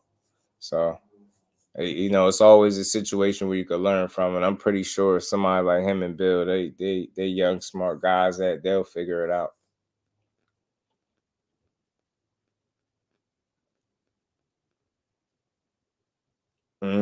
Yeah, phenomenal. That's true. He did have that window of opportunity not to fight that dude, and I think he should have took it. I think he should have seen it as a red flag, but I think the the possibility of making money and, you know, that pay-per-view opportunity, I think kind of somewhat, you know, blinded him from what was really going on with Ryan. Like it just wasn't worth fighting.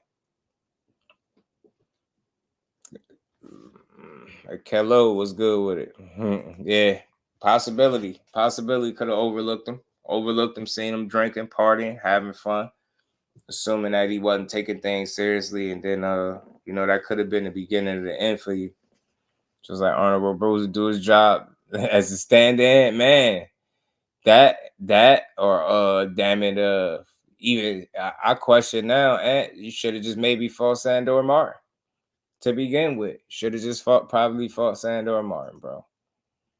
You know what I'm saying? Probably should have just fought him at this point. You know what I mean? He would have been on the up and up. He would have been coming to win. He would have challenged you. It would have kept you thinking, and it kept you sharp until you found a better opponent. It just turns out that Ryan Garcia just wasn't,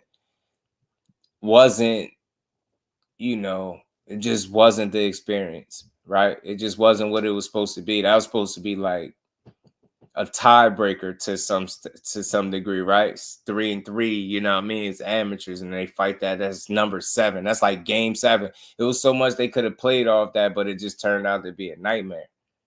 Because you end up getting in there with somebody that just was a headache. He was a headache in the ring. He's been a headache outside the ring, it seemed like. Boxing, I appreciate the 10-piece. Much love, fam. Exactly, just the people acting like Devin was the one who did something wrong. Nah, he ain't do nothing wrong. And I just wanted to put it in perspective, right? We ain't being soft over here, but he didn't do anything wrong. You know what I mean? What he did was something unusual and something that most people didn't think that he probably would do, right? Or he should do. I can't tell him what he should do. I just didn't think he would, right? When they was asking about it, it was like, oh, we still trying to see some things. And maybe they was. I was thinking, I was like, oh, they're going to leave it alone. So I didn't think they would. I can't tell him what he should or shouldn't do, but I didn't think they would do. You know what I mean? Yeah, but he ain't do nothing wrong. And that's what's sad. Yeah, people become dismissive. PDUs just glorify the Devin had a rough outing. Yeah. Context is it matters. You know what I mean? It matters. Putting things in its proper context matters. You know what I'm saying? He definitely didn't do nothing wrong, but like I said, I already understood some of the blowback that was gonna come with a move like this simply because of the energy that's pushed out. And again, some of it is fighter energy, but then in this particular fight, to sell so much death was unnecessary. And then when this is the turnout, now this is the end result, and people just connect those things and they're like, bro, what? You suing this dude for what? Battery in a boxing match, and a sanctioned legal boxing match? Battery? That's and tough. we ain't never got a box again. Well, Right. well. I already been getting these back, but now it's time for you to get your just due. Drinking, partying, playing crazy, right? You got props for that Sandor Martin fight. He would have. They'd have had to respect it. There's no bigger pay-per-view draw than Ryan. Shit, he wished that was the case. Number 9 was good with it, fam. Shout out to you from Jersey in the building. Shout out to my guy Boxing Hack. Appreciate the support, family. Stats was grabbing for Haney. Had told me what kind of core he got. They're so tired of being exposed as the dumbass. If I was somebody, yeah, I get you. I got you, Kai. I already know. Say he's faking the funk. Yeah, man. I mean, look, it's only, you know, what my guy Jose Diaz always come through here and say, the ring don't lie, because it don't. You know, it don't. You got to be smart. Got to be smarter than that. You know what I mean? The battery part of the lawsuit really hurts his image. That's all I'm saying. And Kello, I think that part, it makes people, that's where people start saying, he's so, like, you get what I'm saying? Like, so hold on, you suing him for beating you up, and I get the eye strain. So it's like, it's a touchy situation, man. It's crazy because we acknowledging that, but it's like, y'all fighters. So it's like, I don't know how, I've never seen it before. That's why my reaction is what it is. You know what I'm saying? But shout out to him. I hope everything work out in his favor. I mean, he ain't deserve to get cheated, bottom line, you know? Alan, much love in the super chat, bro. He said, Devin do anything wrong, but he get his ass beat. And Sue, the dude that beat his ass. And that's where the, you know, that decision to sue him, it left the back door open for the criticism, for people to look at him like he less than and, you know, question. And like I said, I don't look at him as soft. I just look at him as he obviously is affected by this more than what people might have thought. And he felt like he ain't done with Ron. You gotta get to him some type of way outside of fighting him. And this is the only other way. So again, I'm not saying he don't completely never wanted to fight him, but this kind of does say that you don't want to fight him because I can't see y'all fighting now. But if you play, you got two ways you could have go try to facilitate a rematch, go through all this shit again, or soon. And that's you chose the latter, so that's where we at. You know what I mean? Shout out to me. And we ain't never got to box again. Well, Right. well. I already been getting these bet, but now it's time for you to get your just do. The ring don't lie. Facts, bro. Just on nanograms taken the day before getting no benefits. Yeah. And it's like it's not that, like, I wouldn't argue like, you know, what it could or couldn't do. I just want to make sure people know when I speak of it, I'm acknowledging that it was present to some degree, even if very little, as some people said it still was there. You know what I'm saying? It was yeah, that's what Ryan was saying. Dan has joined the clown train, researched the case, big dummy. I passed all the tests leading up. I took a tainted supplement the day before my fight provided by a man named Scooter, who was Zad's strength and conditioning trainer. Zab, who was Devin's godfather. He really be going on and on about this trash. Hold on, yeah, I didn't mean to put that up.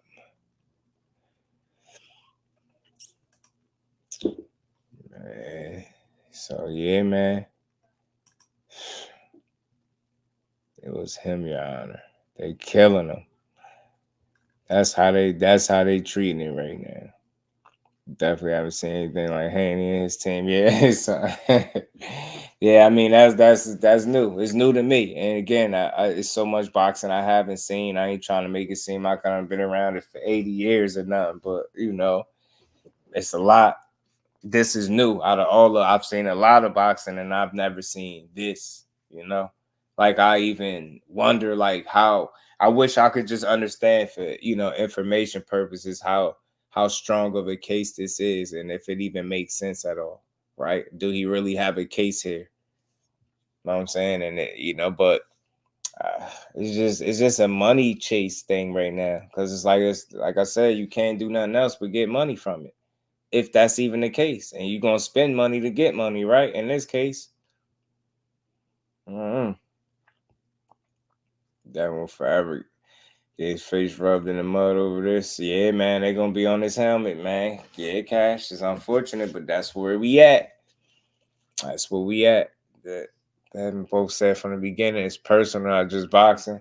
Yeah, man. So that's why that's where I think he at, man. You know what I mean? He like, yo, this dude tried to kill me. The hell with him, his money, his pockets. I'm gonna hit him where it hurt. You know what I mean? It's already them stories out there about Ryan and his gambling issues and stuff like that. So who knows?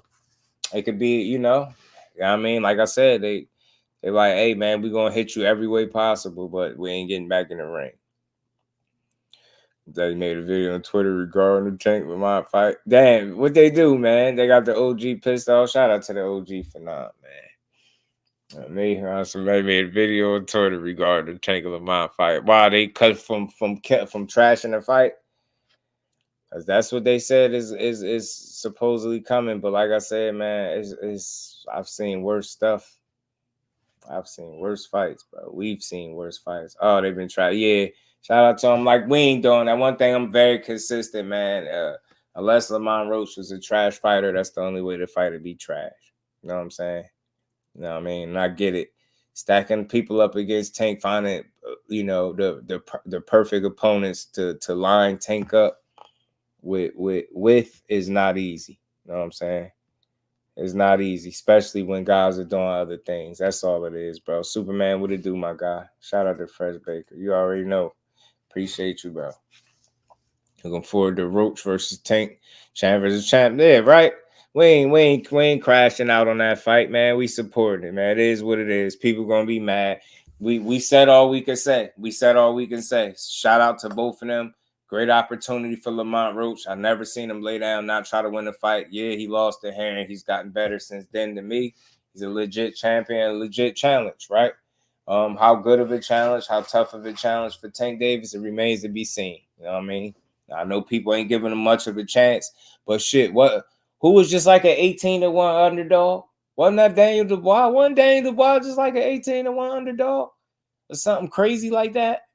Wasn't that? And I'm not saying that, he got to get beat or upset. I'm just saying, why do we do this all the time?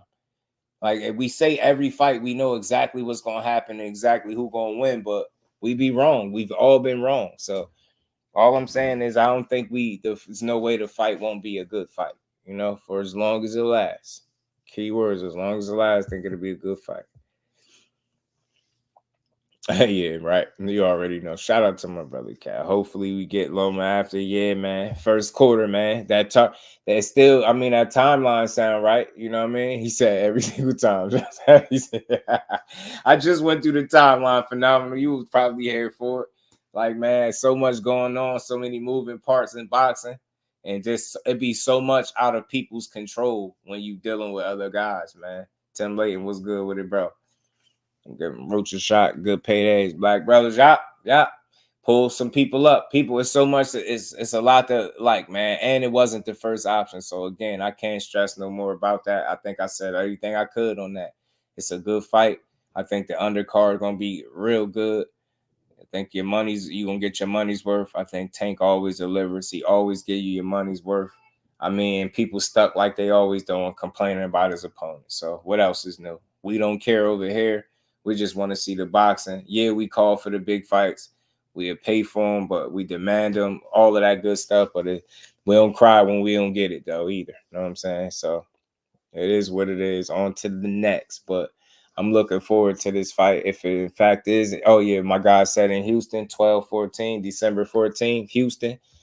Let's see it. Let's see it. Let's see it, man. Right, phenomenal. You get me? Oh, another one can't be. What they be saying? The black fighters.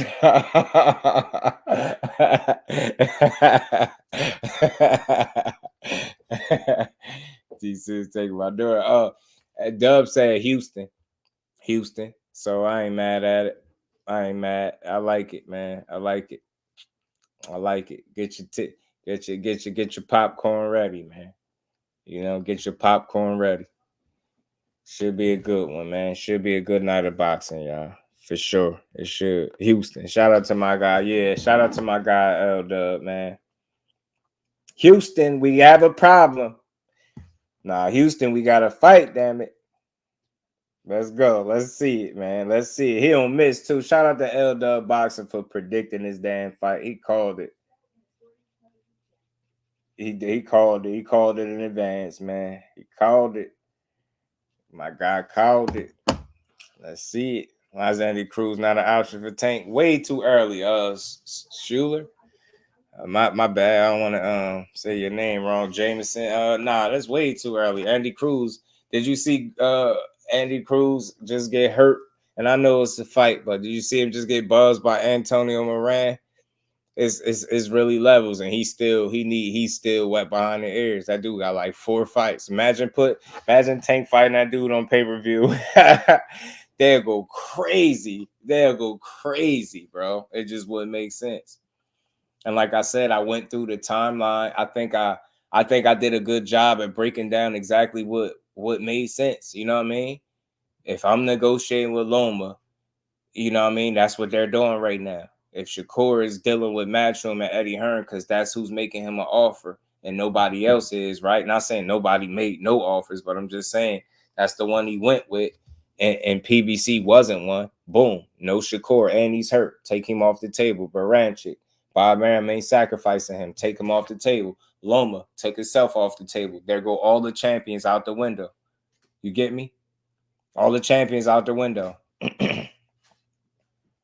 All the champions out the window. And none of that is to do with Tank Davis doing something wrong. Now, maybe there was a window of opportunity to try to make a fight with Shakur, but you can't force either side to be wrong when they had initial plans that I think guys are following out right now, and we seeing it play out. So let's support boxing. Let's see it, man. Let's see what's going on. You know what I mean? Let's see how it shake. Let's see 12-14. Lamont Roach, go get yours, man. Straight like that. I ain't counting you out.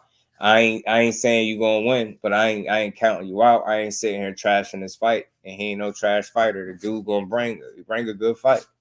Simple and plain. You know what I'm saying? Facts, B-Dog, because you already know that's sleeping salt. I got sleeping salt all over it. Tim Curtis the last time the Frank fight in Houston. Andy Cruz got talent, but people got to slow down. Yeah, slow down just a little bit. Let him learn. He getting there. He let him make his bones, man. Let him get some experience under his belt. You get what I'm saying? And we'll see where he go from there. But other than that, nah, man. Hey, my guy told me Houston for the Houstonians, man, for the Houstonians. And I trust him. I told y'all here, dude, don't miss, man. Dude, don't miss. I ain't mad at that at all, man. Might be. That's what I'm saying. We just seen it. I'm thinking, yeah, it was the Dubois and Joshua, wasn't it? 18-1 underdog, and he went out there and punched Anthony Joshua out the ring, bro. I'm not saying Lamont Roach about to do that to Tank, and I know that that's heavyweight boxing, and these are lightweights, and one guy coming up, but. Like I said, man. No. Damn, I don't like it. We've been great in the DMV. Yeah. My guy told me Houston, and I'm going to rock with it. I believe in. Polar Stadium, okay, need me a favor. Tank. Rolly, this is the rematch. You know what I'm saying? As long as you don't be sounding like, bro. Come on, pug. Touch me and I'll sue. Sue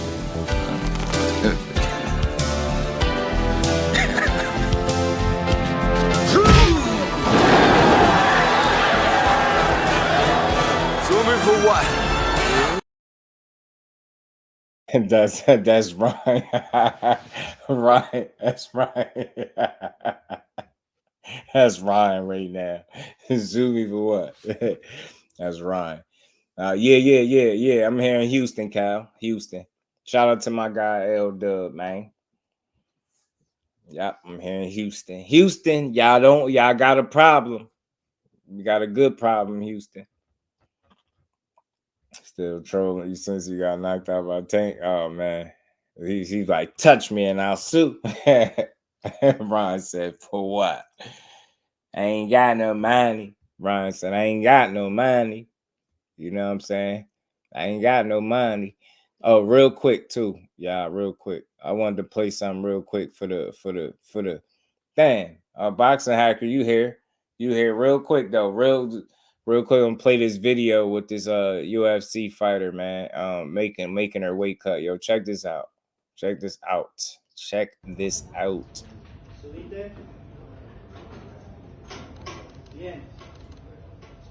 homegirl out. She's shaking up there. Like she about to pass. Look, she can barely flex her arms, bro. Wow. She's struggling to flex. That's some of the wild. Look at her. Look at her walking off, bro. Ain't no way in hell. So when I speak about somebody in weight cutting, that's what I be talking about. That you see that she was about to like break. Man, that's scary. That's concerning. I don't even know how they allow her to fight. That's wild as hell. It's wild as hell, bro. Hell nah, I ain't with that weight cutting stuff like that. Extra crazy. I'm not a fan of that. Hell nah, I ain't a fan of that, G. Hell nah. She was about to break and crumble at any second, bro. Just do them in Houston too. You in Houston? Shout out to you. Oh, I love you, Rocky. That's the classic line right there. Known as the wealthiest boxer in America other than Wilder. Keep on keeping on. She was doing the harm. You seen her walking off, bro? See how scary that was? I see you, Cal. But you see how scary that was, her walking off like that, bro? That's why I say, when I speak about weight cut, that's what I mean, because I don't never want to see no fighter looking like that. You see how hard it was for her to flex? That's crazy. That's unnecessary. And then you telling me she's supposed to rehydrate and go fight? Supposed to go fight somebody at a high level, too. Yeah, right. Hell nah. I don't want to see no fighter do that to make no weight. That's crazy. I just wanted to play that. That stuff is terrible, man. Yeah, man. Her body trembling like that. It's crazy weight cut. So Devin got more options. Street weight, but yeah. North side or south side. Like Scrivers Cordina fight more. I think the odds would have been better. It would have been because there's probably, if you just being honest, there's a possibility that just stylistically and, you know, I don't know. Mine got some experience. Maybe there's more of a gap between Tank and Roach than Core and Cordina, possibly. There's a bit of a debate, or, you know, there's a conversation there.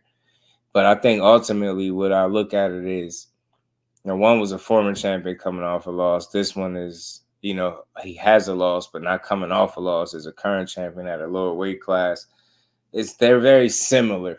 You know what I'm saying? Not exactly the same, but similar, man. But I think you're right in terms of the odds because of expectation, right? You know what I mean? The expectation level would be, but I think Cordina odds would have been crazy too. Now that I think about it, because I don't think too many people would have expected him to win, especially coming off a loss. I think the odds would have been a bit wide with him too. But, you know, with Tank and, you know, just how people looking at, oh, he's bringing the guy up, so they're gonna factor so much into that. So I think the odds gonna be lopsided. Back, what it do, man? How about the situation? Luis Lopez? Nah, Roach is much better fighter than Cordina, boxing hacker. I think they both made it to be a champion. He just, you know, and both of them got one loss. I mean, I think Roach and Cordina make a good fight. I think that'd be a really good fight. I really do. I would watch it. I'll watch Roach and Cordina mix it up. Tank's team, no Roach team very well. There, no surprise for them. That to me also makes it. Yeah, but I you know, it's like did Ryan and Devin knowing each other, being familiar with each other, did that make a boring fight? You get what I'm saying? I think we're looking at it wrong. I think you might feel like that you might be talking about outcome, possibly, right? You're thinking outcome because of the outcome, because you feel like you know what the outcome is because of them having experience with each other. They know each other well, but that could mean the fight would be good because there'd be no surprises for neither of them. So that makes the fight good to an extent. It made for Ryan, and you know, Ryan and Devin made for good TV outside of the extra stuff, right? You know, absolutely do. It was the same thing with Cordina, Cash. It was the same thing when they were saying bringing up Cordina. Cordina had more fights at 135 than Core. H was good with it, family. All love, bro. Said Tank goes down to 130 like he did Santa Cruz. They still probably complain. Probably still, but that's my thing. He's argued Lamont Roach will be arguably fighting a true 30-pounder in Tank. So I don't think that weight disparity gonna be much of a factor. I don't. Roach has fought half of his pro fights above 130. Yeah, for sure, phenomenal. And he got 27 fights to his credit. You know what I mean? Against Tank 30. Stuff like that matters. Pro experience, getting the rounds in, the fights. There's a lot of other guys, like, think of it. Frank Martin, 18, 19 fights.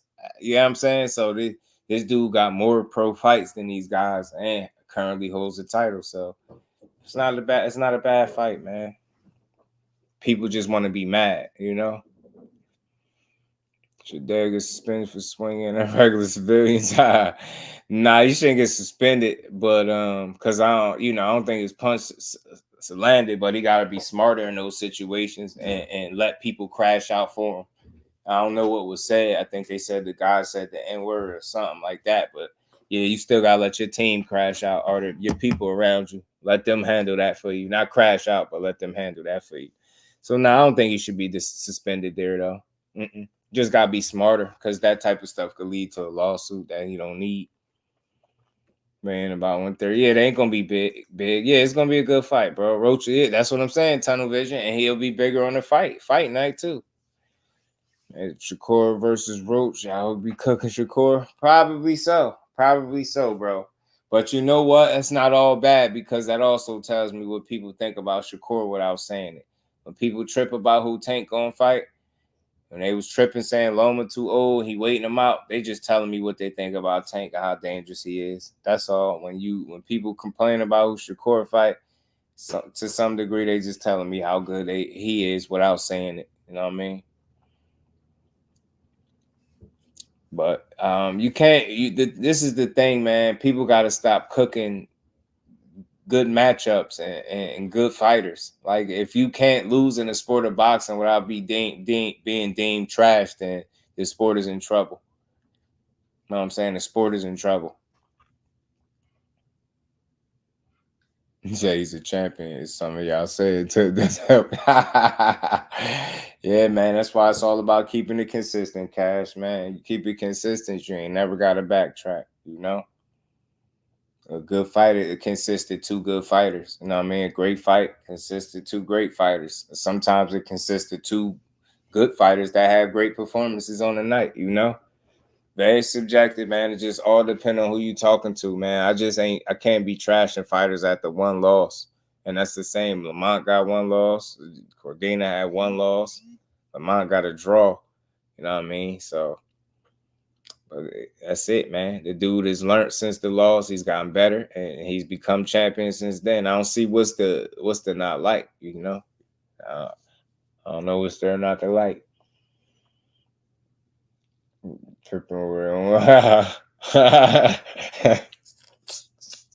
Yeah, stupid.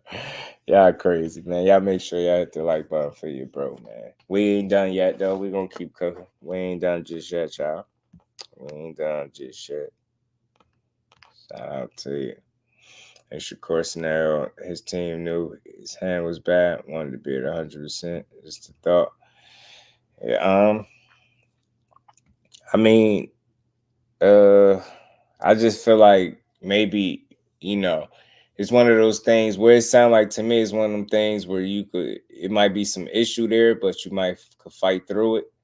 But then you further tweak it, and that's what it looked like when he threw that punch and tore that tendon on his knuckle, because that's what it was.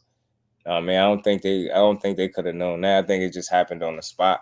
I just think boxing has become so like untrustworthy that even when you see something, you think you're not seeing it, right? Think about how many people seen that and said he faked it, right? That's just where we be at in boxing, instead of just looking at things for what it is. So I think, you know, it could have been some pre-existing issue there, but one that you feel like you can fight through with relatively not much of an issue, right? Where it wouldn't affect your performance. But I think the good thing, the silver lining is it's good that you hurt yourself at that point rather than in a fight, or you be working through that and just getting by with the injury, and then you tweak it in the actual fight, and then, you know what I mean, now you stripped you back down on one hand. So, you know, it's always some good to look at. You know what I mean? It's always some good to come out of situations, right? It's a silver lining. You know what I mean?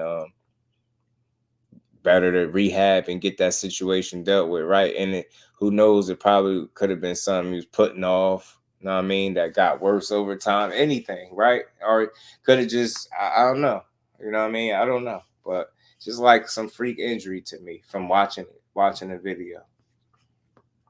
And like I said, better to happen there where you could call a timeout, where you could stop the action and diagnose and see what's wrong, rather than the actual fight. You fall down like that in the actual fight, now that's a knockdown. Nobody trying to hear you hurt. Nobody care. Like, that's a knockdown. So that's why I say it's better to get that dealt with. And who knows, maybe rehab it the right way, get it strong, and make some adjustments, make some changes to avoid that being an issue moving forward. Hopefully that's something that he do. Him and his team jumping on top of it. Y'all stupid, man. Oh, man. Let's keep rolling, though, man. Let's keep rolling, man. We ain't done just yet. So, yeah, man. Devin Haney, my best of luck to him with the situation with Ryan Garcia. You hear what Ryan Garcia is doing. He ranting, talking crazy. He obviously hasn't learned. He's still speaking on people in a very ill manner. Just don't have a lot of respect for the sport of boxing or him as a fighter right now. He's very immature and just disrespectful at the end of the day, man. So we'll see if, in fact, if he ends up losing tens of millions of dollars, how Eddie Hearn was suggesting could possibly happen, right?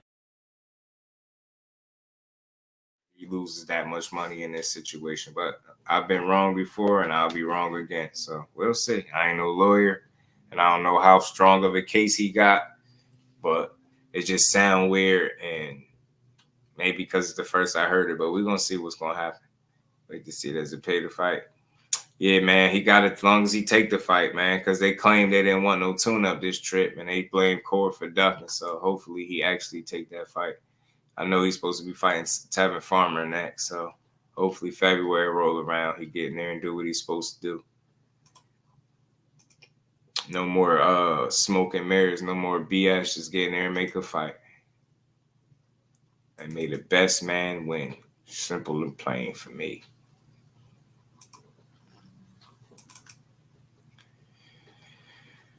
All right, let's keep it rolling, y'all.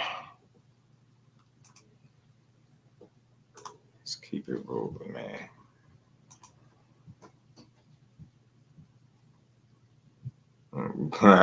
Yeah, if he the only way All right. It's Kevin Garcia, aka the Puerto Rican KKG. This is Fight Hype. I could hold on. Why is it doing that? I could see that. I could see that if man, why would it do that? I could see that. I can see that if he don't want to fight, I can see it not going through. You know what I'm saying?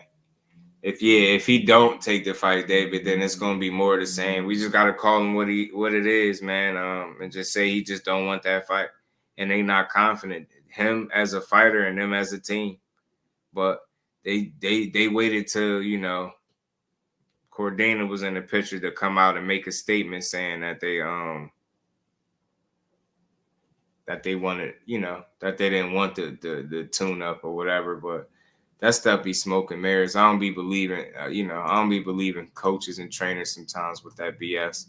Or sometimes they do be right. Maybe it's the team that, his handlers, for lack of a better term, suggesting that he don't take that fight. You know what I'm saying? Because it's funny that you don't take that fight and then you fight a guy that arguably could, give you similar looks to a Shakur, another southpaw, and Tevin Farmer. So it's a bit strange. It's just weird. It's weird, man. It's weird. Why is it showing up with this green screen, bro? I don't like that it's doing that. Is Alicia Bumgarner getting a rematch or no contest? I'm not sure about that. They need bigger fights on his resume. Yeah, right. And he over 30 fights in, phenomenal. So I don't know why he dragging his feet when it comes to that fight. I don't know why, he's treating it like he don't want it, like he don't need a bigger fight. And it's a title fight. Like, what else is you in it for? So I truly hope that that he steps up and makes that fight. He's tanked to sidestep Shakur. And, they fight Shakur. Won't be a tank fight. They use tank the size step Shakur. I just don't think that fight was ready just yet, but Loma and Tank was ready. It was ready, and Tank Loma didn't take it. So, But hold on, before we move on, because Edgar Berlanga, man, him and Tank been going at it, man. He has some choice words for Tank, man. He has some very interesting words for Tank Davis. But let me play this little clip right here from Teofimo Sr. if I forget. I think that Devin Haney is just trying to play chess and trying to, you know, put the right pawns on the right spots so he could get the best of what had happened to him in his image. Because Ryan Garcia destroyed his image. You know, not only that, I don't know if it's true, but Ryan Garcia said that you could grab a little bit of salt and put it in an Olympic pool, and that's how much substance he had in his body. I don't know how true that is, but if that's the case, man, you know what I'm saying? I mean, and it started, and the beating started from the beginning. Man, that was his. Shout out to Cash Crypto, man. I just subbed up too today, man. Shout out to you and the baby girl over there, man. I go sub up to the Young Queens channel. Hacker, y'all be going at it. Y'all funny as hell. He was taking the side. Oh, I got you. Hold on. So let me get to this, man. I gotta get to this video from Edgar Berlanga, man. He said some things, man. Get my mic back in. I have some things to say about Tank. Boy, he been like Tank, man. He like Tank, but ever since this fight, man, they've been going at it. At least Edgar been seeming like he been a little pissed off with what's been going on with Tank Davis. I seen that. Oh yeah. Now the first thing that Teofimo Lopez Sr. said, like with Devin Haney putting points up on the board, you know, the way he could to get, you know, the best out of the situation, something to that effect. I think that was spot on. I think that was some of the smartest stuff he's ever said, and he didn't slight him. But as soon as he got done saying that, because he destroyed his image, he went right into that. But I don't know if the image is destroyed. Destroying his image is like saying you can't take a loss. I think we too extreme a lot of times with our assessments in boxing. I don't think his image is destroyed per se. Has it taken a hit? Probably so. Reputation to a degree, right? Seeing you take a loss like that, seeing how you responded, with so many people not being understanding, don't care about context, don't care about you, the fact that you got cheated because they're focused on how much was in the system and all that stuff. They don't care. So those are the people that are saying he's soft, questioning him, going overboard. But at the end of the day, he got to do what's best for him in his career. We'll see if this turns out to be a good move or not. If you awarded some type of money, maybe it's a win for you out of all of this mess. But if not, then I think it could just turn out being a huge waste of time. But we'll see. Only time can tell, like I said. But let's get to this, man. Let's hear what Edgar Berlanga, like, he said some interesting things about Tank Davis, man. But this is on the back of Tank, you know. Now his announcement is out. You know, I mean, I'm pretty sure he'll be confirming it sooner than later, man. But December 14th in Houston, Tank Davis and Lamont Roach should be a good fight. But let's hear what Edgar Berlanga had to say about Tank, man. He's been very vocal. What up? All right. It's Kevin Garcia, a.k.a. the Puerto Rican KKG. This is Fight Hype. I don't even need to introduce this guy. You've seen the shine. You've seen the fight last week, and we got a lot of questions, so we're going to get right into it. I mean, the first one, it's been a week. It's been a couple weeks. How you feel, man? I'm feeling amazing, man. You know, I'm here at the Garden. You know, I'm in my hotel in New York. Just now, we just left Puerto Rico probably like less than 24 hours We seen you running out there. We had like 500 bikes outside, Can-Ams, four-wheelers, dirt bikes, you know what I'm saying? Just, you know, we did a bienvenido, like a welcome to Puerto Rico, welcome home, you know what I'm saying? So, Edgar, tell us, how did that homecoming in Puerto Rico feel? They were talking about it was like something like what Tito did. Not bad, yeah. Like, it was like the same thing, the same energy. You know, I had 500 bikes outside, like, we stopped at the T-Mobile district, and it was just something amazing, man. Like, people, you don't understand, like, that type of love was different. You know, y'all could see the videos on Instagram. It was just different. You know what I'm saying? It looked like 2 weeks ago, you're part of the biggest fight of the year, Mexican Independence Day weekend, Puerto Rico versus Mexico. What was that experience like? It was amazing. You know, I took it step by step. You know, I put God first before anything in this journey. You know what I'm saying? Because I knew I was going up against a tough competitor. You know, a legend. But not only that, I was going up against the world. You know, it wasn't. You seen Sonello for that ass whooping? Bad not. I was fighting the haters. I was fighting a lot of things. You know. And the build-up for that fight was intense, you know, so, and then another thing, too, you know, I wasn't, you know, I felt alone over there, you know, like in Mexico, you know, there was a lot of Mexicans, you know, there was a lot of boos, you know, I never got booed in my life. Fat Joe never got booed in his life, Alcine never got booed in his life, Lua Laela never got booed in his life, and we was all getting booed, You know, so it was a little different, you know, but we stood 10 toes down, you know what I'm saying? And, you know, I work with God and, you know, I always keep God first. So I was in my element, man. Like having those people. Yeah, nah, hell no. I guess he was trying to say that you know, that's showing like having all the bikes behind him, because they did have a ton of bikes behind him. He said that was like what Tito did. That, you know, the enjoyment, you know, the celebration part, yeah, to that degree. But hell nah, you know, on Tito level, respectfully, because Tito was a dog. You know, people booing me. I knew. I said, you know, I knew that I was gonna die in that ring if I had to. I knew that I was gonna give him my all. I knew that I was gonna give him a great fight. I knew that. Real quick, now I just wanted to stop it. I don't know, man. I'm a different kind of boxing fan. You don't gotta tell me that you willing to die in the ring for me to be entertained or to think that you want to win, right? You know, one thing I like about Earl Spence, because they said that to him, "Are you willing to die?" He said, "Hell nah." Like, I got kids like like ain't nobody trying to hear that. Nah, bro, I'm not wanting to die in the ring, and I don't think just because you're not willing to die in the ring per se means that you won't do anything to win, or you don't want to win by any means necessary, right?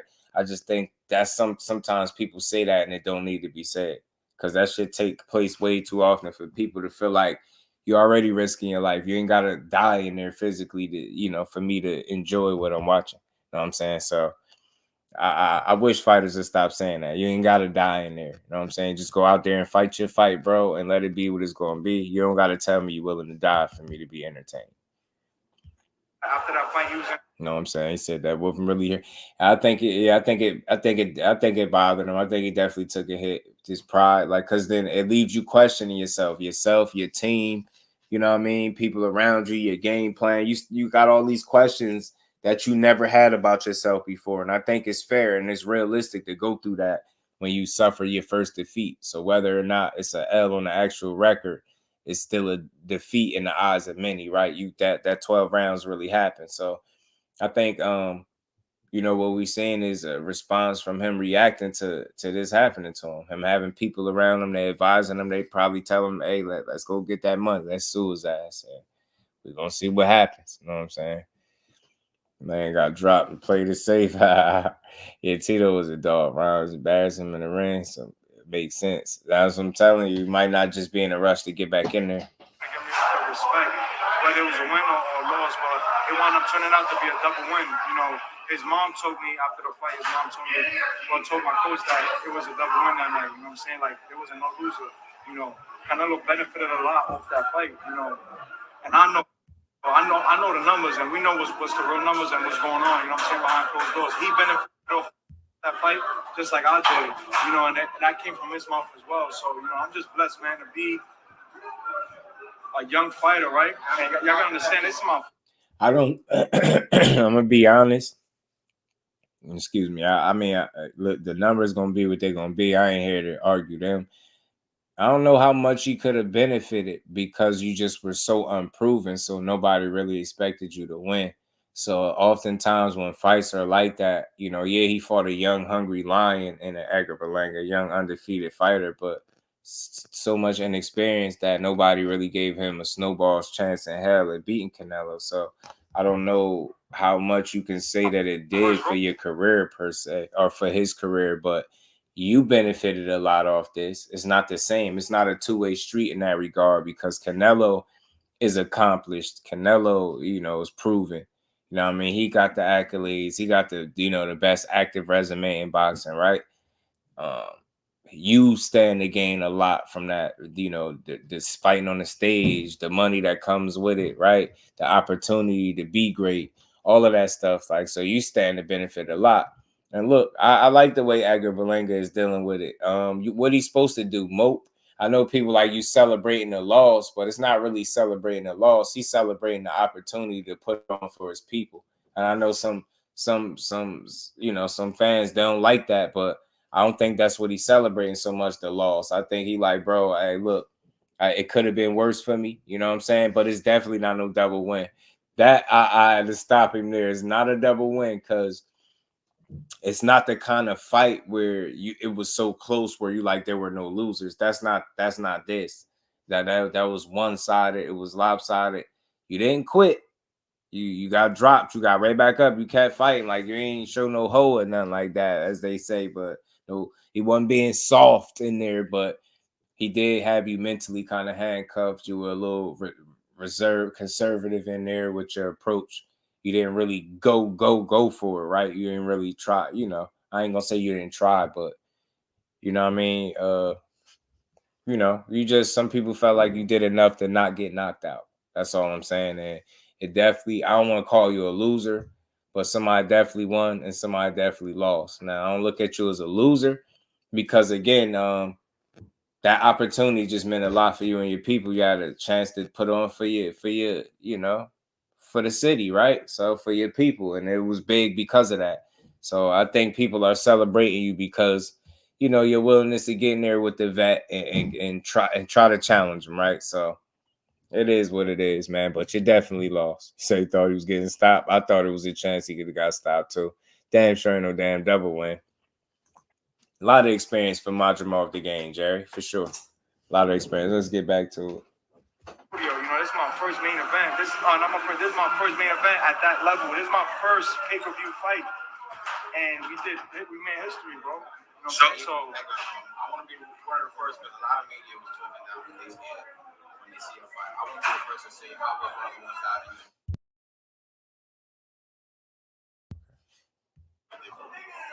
So in my eyes, yeah, you know, a lot of people, it's weird because, you know, I was down, right? I hope not, David. I hope not. So me not getting the decision, you know, I was down, but right after the 12th round, you know, the bell rang, people was going crazy. Like, if I won, like, it was just like, it was weird because it was going crazy for him, but it was going crazy for me. Like, if it was 2 winners that night, you know, and I had my head down, you know, I went to the back, I was a little upset. You know, wifey was like, yo, you crazy, like, pick your head up, I want your head down. That's the one, David. That's the one. You know what I'm saying? Like, the people was, the Mexicans was saying puñeta, screaming puñeta. They was saying Berlanga.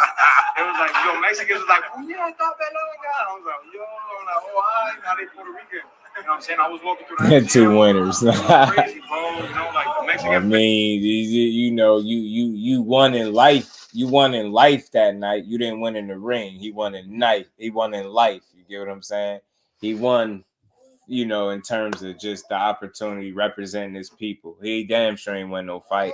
He didn't win a solitary round, as a matter of fact, in that fight. But, you know what I mean? That don't make him a loser, per se. You lost the fight, but you ain't no loser. You know what I mean? Getting a Canelo fight and losing, being an inexperienced guy with 20-something fights don't necessarily make you no loser. You went in there, you fought him. Most people didn't feel like you had enough to beat him anyway. A lot of people had you getting knocked out within 6 rounds. You didn't do that. So, I mean, to some degree, feel like he walked the walk. You know what I'm saying? He walked the walk.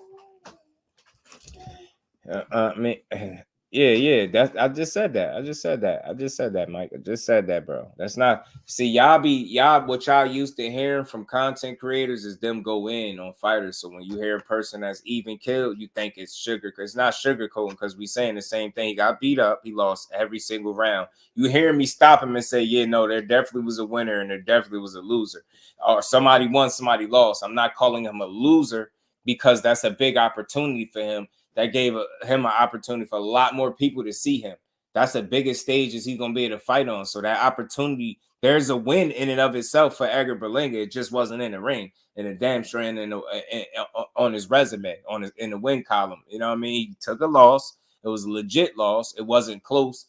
He lost every round. He did fight. He got knocked down. He didn't lay down per se, right? So I'm not killing him because we all knew he didn't have the experience, right? But I'm impressed that he didn't get knocked out. He didn't just go in there and be super careless and get smoked, right? People thought he couldn't even compete with Canelo at first. So to be honest, I respect the loss, right? I respect it, but I'm not about to, I ain't about to say, yeah, he's a winner, no, but he won. And, overall, think about it. What is Edgar Berlanga? 20, what is he, 24? Did he earn this fight in the ring? You get what I'm saying? Did he beat people? Do we got a resume to say, yeah, he deserved this fight? So you telling me that's not winning? He playing with house money. Whether if he won, that would be icing on the cake. Like that would be like he took the torch. It wasn't even a passing of the torch moment. He would have took it had he won. He playing with house money. If he lose, so what? Most people thought he was going to lose anyway. They thought he was going to get knocked out. So if you get an opportunity at 20, what is he? Like I said, 24 years old to fight a Canelo Alvarez, when you ain't had to prove it in the ring with the opponents on your resume, you get what I'm saying? You get a chance to make that kind of money, and you telling me he lost? So yeah, he lost in the ring for sure. Y'all don't mix what I'm saying, but in life he won. For his career, that's not a bad loss. You never could look at that loss on his record and say, yo, he got beat by Canelo. No, that's never gonna be a bad thing because it was an uphill battle from the jump. So you get me? So yeah, he lost in the ring, got dominated, got dropped, got dominated, didn't get stopped, but he won in life. You get what I'm saying? People are going, like, his respect go up. Like, some people it's not as harsh as some of y'all are. Like, some people gonna look at it as he went in there and challenged Canelo. And that's it. So what? You lost. All right. There's a lot of experience to gain. Some people that's going to look at it that way. So it's not a complete loss for him. Again, he could have completely not tried at all and it would have looked different, but he didn't do that. He just, experience won that fight for Canelo. For real. You know what I'm saying? Came a long way. Yeah, I'm telling you, since Bite Night. You a fool since Bite Night. William Old School, my brother. What's good with it, Will? How you feeling? Man, that's funny. Bruce Guys, peace to the OG. I went for Berlanga. Was that money? Yeah, the money, the experience, the opportunity in and of itself to fight on that stage. You playing with house money. Most people expecting you to lose outside of you and your team. Right? Most people, not everybody, but most outside of you and your team and your immediate like fans, diehards, but everybody else pretty much thought you was gonna lose. Thomas Hill, my guy, was good with it, bro. So that's all. He's playing with house money. All he had to do was go out there and compete and not get knocked out respectfully. Yeah, he was trying to win, but we know how tough of a fight that was gonna be. So you know what I mean? You could talk about 20-something fights to almost 70. So yeah, it's gonna be what it was gonna be, what it was gonna be, Yeah, his team probably low-key felt it, Boxing Hacker. They could have, but like I said, outside of them, there's nobody, most people was like, man, he getting cooked. Canelo gonna stop him inside this many, within 6, he gonna get him out of there. Remember, Canelo was saying before 8, I don't mean to bring stuff up, but I wonder why ain't nobody cooked Canelo for not getting a knockout. I wonder why they didn't cook him for not getting a knockout in that fight. Wonder. But let's get back to this. Fans, they became fans of me now, and they told me, like, those people, we're going to support you now. The Mexicans love you. So I'm just blessed. Question for you, Edgar. I mean, you got some love out there. You riding high, but are you feeling good and riding high enough to really fight Anthony Joshua at heavyweight? Yeah, listen, man. My mindset is on another level. You know what I'm saying? I'm a beast, bro. And remember, I'm a big boy. Like, if I wanted to, I could be 220, 215, like nothing. You know what I'm saying? Right now, I'm like 200. So, and walking around, solid, and my guy. So, yeah, man, and I got that punching power too. You know what I'm saying? And I'll feel more comfortable at 200 because I don't got to drop weight. I don't got to dehydrate myself all the way down to 116. You know, so I could be comfortable. I could build more muscle. And I'm big, He's not that big. He's probably about 6'5". I'm 6'2", so it's right there. Boxing Hacker, did you hear that? Real quick, my guy, because only asking you that because we be talking about this weight stuff. Did you hear what he just said? Let me run it back a little bit. So, yeah, man, and I got that punching power too. You know what I'm saying? And I'll feel more comfortable at 200 because I don't got to drop weight. I don't got to dehydrate myself all the way down to 116. You know, so I could be comfortable. I could build more muscle. I don't have to dehydrate myself all the way down to 168. That's the proof that it's not Tank Davis or any other fighter that's ever put a rehydration clause on a fight. It's not them that's draining the fighter. It's the fighter's choice to fight at a weight where he shouldn't be at. You get what I'm saying?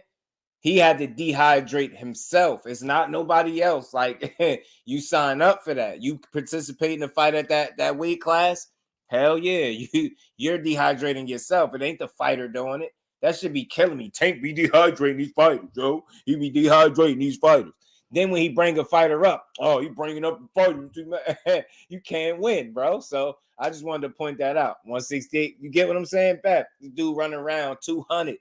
So don't blame Tank the next time a guy go into the ring dehydrated. Don't blame any fighter the next time any other guy gets in the ring and he's dehydrated or he makes the weight, he cuts weight and he's dehydrated. That's on him. You heard Edgar Berlanga say he ain't misspeak. He said, I ain't got to dehydrate myself down to make no 168. That's letting you know how comfortable he talking about fighting that heavyweight 220. He could be up there now. I don't think it'll work out for him, but it's the reason why you sacrificing to make 168, bro. No disrespect, but it's a reason for that. You ain't no damn heavyweight. You know what I mean? You might think you got the punching power. You ain't got no heavyweight punching power, bro. You know what I mean? You ain't got that. Because if you was punching like a heavyweight, Canelo would be in trouble. You know what I'm saying? But shout out to my guy, Busy. You feel me? All things, my guy. Appreciate you. Shout out to my baby girl, the queen, doing big things. Doing big things. Yeah. No. That's all cool, Jerry. That's not the point. Nothing about when the rehydration clauses got put. It's when people say that a fighter is draining another fighter because he put a rehydration clause on the fight. That's false. If a fighter is dehydrated, that's his fault. That was the initial point. You know what I'm saying? And as far as when the rehydration clause got put in, it doesn't really matter to me because I know they're put in place to make sure guys are not blowing up multiple weight classes above the weigh-in limit. So now the fight goes from being on an even playing field to being lopsided. There's no way in boxing where people should be cool with guys being damn near super middleweights, fighting 140 pounders, fighting lightweights. Like if you get what I'm saying? If you have a problem with rehydration clauses, you definitely have to have a problem with guys that rehydrate 2 to 3 weight classes above their weigh-in limit to gain an advantage. Because like I said, they broke it down. They said that shit is worse than PEDs. You know what I'm saying? So average Joe, what it do? Nah, man, that's a fact. The hell with proof is just a fact that the guys are dehydrating themselves, not the fighter. And he don't got no rehydration clause on. He still said it. So that's just a fact. Like, if you argue him coming out and telling you he dehydrates himself, meaning that's the same thing for any other fighter. They don't come out and say it. But any guy that's, feeling depleted on the scale, that's your doing, not the other fighter. It's on you. If you dehydrated, take your ass up to where you could, where you healthy at. So let's get back to it. He's not that big. He's probably about like 6'5". I'm 6'2", so it's right there. But at 168, that's so a big many difference. fights for you now. Anthony Joshua look like a big difference in the ring with Edgar Berlanga. I ain't gonna lie. Before I even try to go up or anything, I gotta conquer the 168 division. Who's next at 168? You got Plan, Mugia. Everybody wants more. People like the Plan fight because he talking mad shit. Shout out to my guy. The fight that's gonna sell is the Mugia fight. You got another Mexican Puerto Rico rivalry. Run it back. I'm trying to Talk do that. to him, I'm Joe. trying to make that happen next year, probably middle of next year, late next year in the Garden. I want to do it here. So we can Facts. Yeah, we need that in the Garden for sure, 100%. One other person talking shit, because you were just talking about talking shit. You and Tank been going back and forth the last couple of days online. He just talking about what's going on there? Yeah, he a bitch. He's a bitch. He's a hater. And he's a diva. He look like a dyke. The kid, he just always want to just... Ooh, he called Tank a biatch. Called Tank a dyke, bro. Edgar Berlanga's talking a little spicy. He wasn't feeling Sir Tank Davis, huh? Yeah, we need that in the Garden for sure, 100%. One other person talking shit, because you were just talking about talking shit. You and Tank been going back and forth the last couple of days online. He just talking about what's going on there? Yeah, he a bitch. He's a bitch. He's a hater. And he's a diva. He look like a dyke. The kid, he just always want to just keep talking. And he think I don't like the girls he be having in his fist and his little fake Instagram that he got. He was talking mad shit about me on some hating stuff. You know what I'm saying? So he's a hater. And you know what I'm saying? And he's just hating it every time. He's telling me because he's always looking for something to build up his fight. It's like every time he got a fight, he want to call out. Every time he got a fight, he want to call out. He started him to start controversy with Floyd Mayweather so he could get his pay-per-views and all his ticket sales going. You know what I'm saying? He's a clown, though. And I don't fuck with him. They left. And he's not allowed in Puerto Rico either. There you go. Nah, that's the part that took me out. He said he's not allowed in Puerto Rico.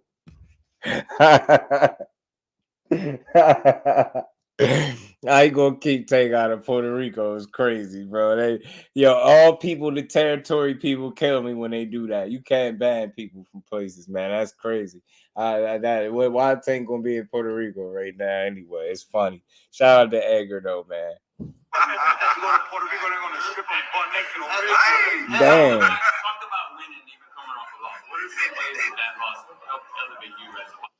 Man, those are his words for Tank. So the little saga continues, man. Tank just do what he do, man. But you know what? I think he's proven to sell a certain amount of tickets regardless. I don't think he really need cheap gimmicks to sell tickets, but at the end of the day, controversy does sell.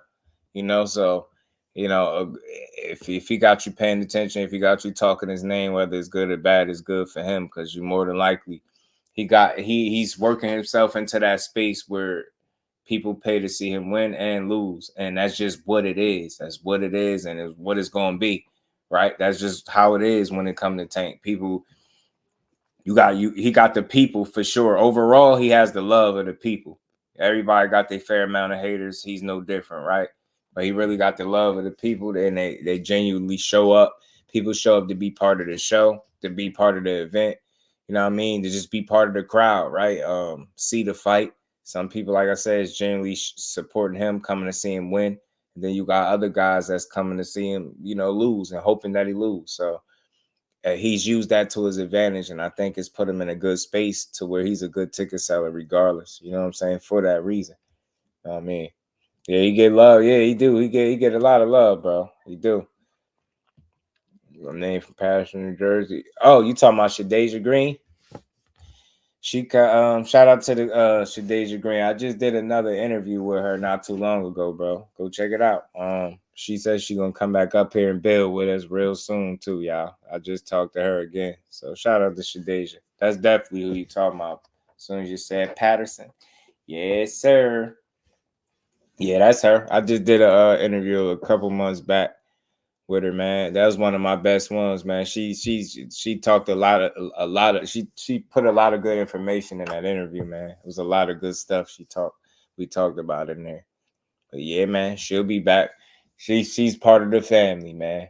You know what I mean? She's part of the family. Shout out to Shadeja Green. She'll be back. But yeah, man, Edgar Berlanga, man, I hope he uses the Canelo situation to really build on it. I hope he just capitalize on this situation. You did take a loss, but look, you still in the thick of things at 168. You got guys like Caleb Plant that I think will make a great fight for you that you said something about fighting before you got the Canelo opportunity. Losing to Canelo doesn't make me want to see that fight any less, right? It just makes me want to see the fight even more. You fought Canelo. You didn't get stopped. He stopped Caleb, right? This was years ago, so ain't stopped nobody since then. But let's see. I love to see Caleb Plant fight Edgar Berlanga. Munguia is not gonna fight neither of those guys right now. They back to doing what they do. But I think Plant and Berlanga is a real fight that should happen. If Charlo's out the mix, he's not getting back in the mix. Because I love to see Plant and Charlo, but definitely Plant and Berlanga make a lot of sense to me. Talking points of discredit Tank, yeah, that you can tell who they be listening to sometimes when they talk to Thomas. You could tell Edgar got a pretty good building fan base too. Yeah, he do. That's why I say he's not as bad as what people make him seem either. He's not, because if he was, he would have just got knocked out with ease, how people said. Trying to tell you, like, the dude got skill, he got talent, just was inexperienced, right? I think if he's smart, he gonna learn a lot from that fight. He gonna go watch some film. He gonna get better, man. Some areas where he can get better. He's so young. He got a damn Canelo fight, man. That's playing with house money. Everybody else, man, I'm stepping on everybody else. Do you hear me? He just said he fought his idol. That should do wonders for his confidence. You just fought the guy that you idolize. I never idolized nobody. I always thought that was weird. That's too far from me. I never had no idol. Maybe that's my problem, but I ain't got no damn idols, y'all. I ain't gonna lie. But just got a chance to fight your idol, opportunity before he retired. Everybody don't get that opportunity. Most people, they idol have been done retired and out of the sport before you get what I'm saying? They'll never get a chance to share the ring with him. So like I said, that could have worked wonders for his confidence moving forward, man. I hope it do, because if it makes him a better fighter, that makes 168 that much better. Like Edgar Berlanga, I don't know why wouldn't Munguia fight Berlanga, because shout out to Thrill Hill, because the way they move him, like notice, like nobody's gonna really turn down the Canelo fight for their client, right? Thrill, if you put somebody, right, that loss doesn't sting like the rest of the losses. But say you fight a Berlanga, say Berlanga sparks you, now your stock takes a hit. But if you go fight a Canelo, get dropped and survive, you all good. You get me? And it's just the way they move them. Like I remember reading an article, Thrill, about Munguia and his handlers and the way they wanted to move him, and they specifically wanted to get him about 40 something odd fights and then test him. If you look at the number of fights he fought Canelo, what was that, like his 42nd, 43rd fight? It was right on par with what they said they wanted to do. Test him, and then he go back to fighting guys that he gonna beat. So I feel like respectfully he gonna do that for a little while. And I'm not saying he can't beat Berlanga at all, but I just don't think they'll make that fight. I really don't. I be feeling like they want to take certain risks, calculated risks, but Canelo risky but calculated, because you're better for that. You better off. Who ain't gonna put their fighter in the opportunity, or who ain't gonna put their fighter in there with Canelo if you got the opportunity to get him a chance at a guy with damn near 70 fights, one of the best active resumes. You're gonna take it, only a fool would. You know what I'm saying? And if you lose, it's like, so most people thought you was gonna lose anyway. So it don't sting the same way it do as you losing to an up-and-coming guy that people saying there's a knockout artist, nothing more than that. His power ain't really that. Say you go out there and lose to him. Now people start looking at you different.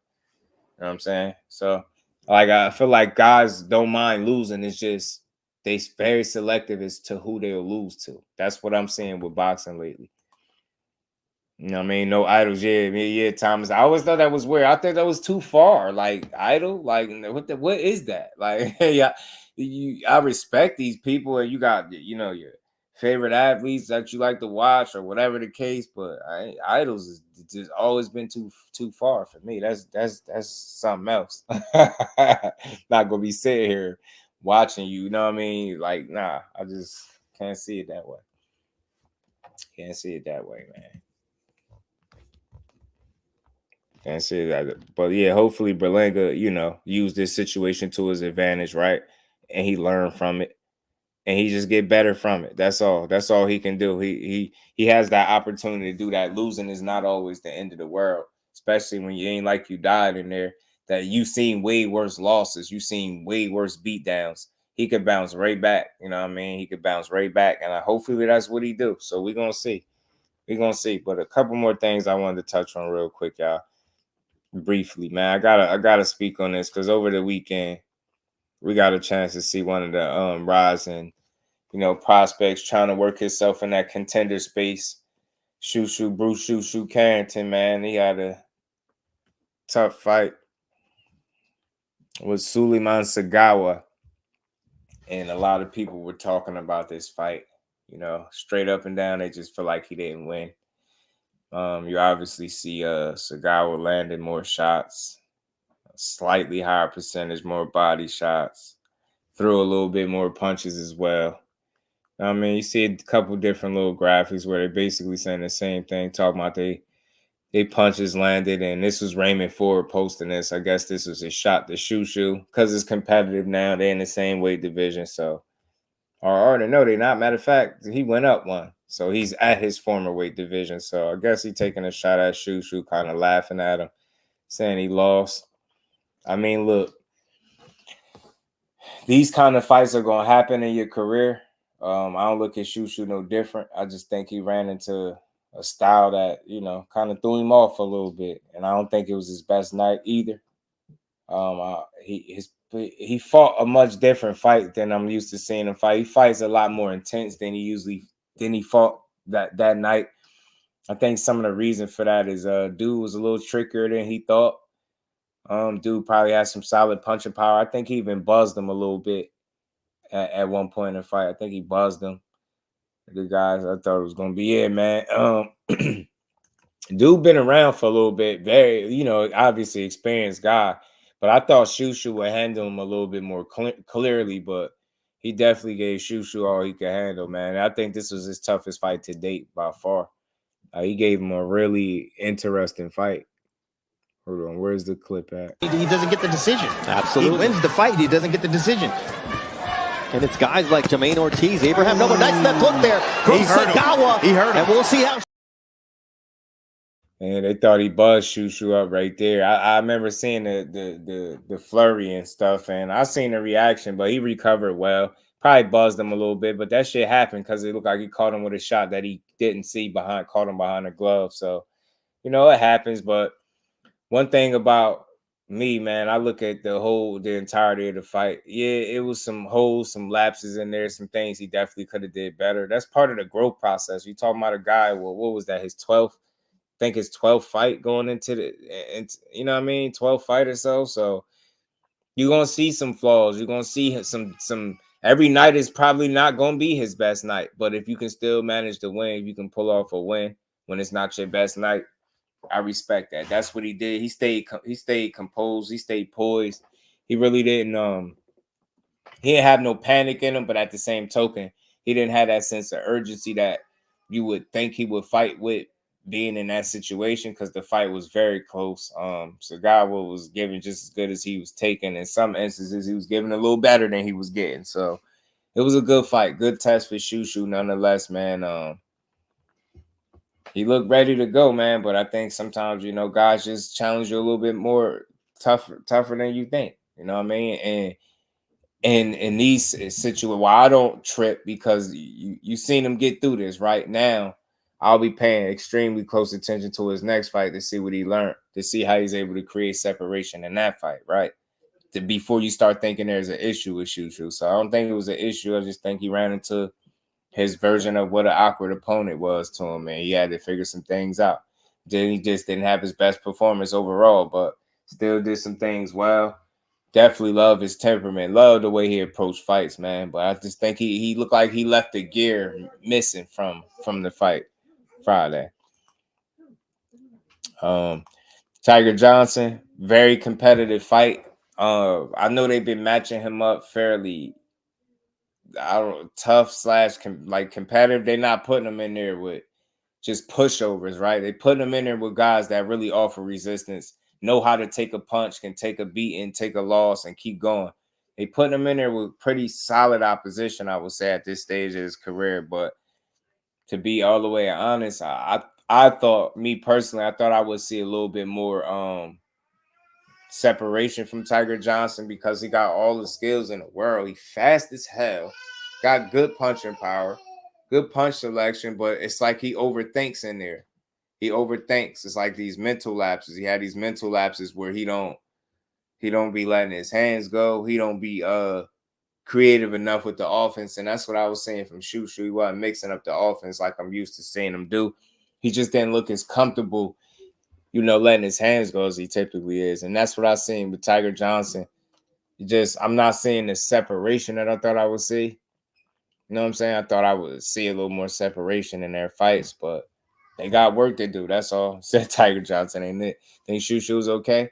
I like Shushu, man. Look, I never overstated. I don't think he's okay. I think he's damn good, but I think he's still damn young and got a lot of work to do. And I think as long as he keep, you know, on a forward trajectory, I think he'll be fine. You know what I'm saying? Like, I like what I see from Shushu so far. Got some things that you really could appreciate. The body punching, you know, the punch output, the punch selection. You know what I mean? He got really good eyes, vision in there. He's good, man.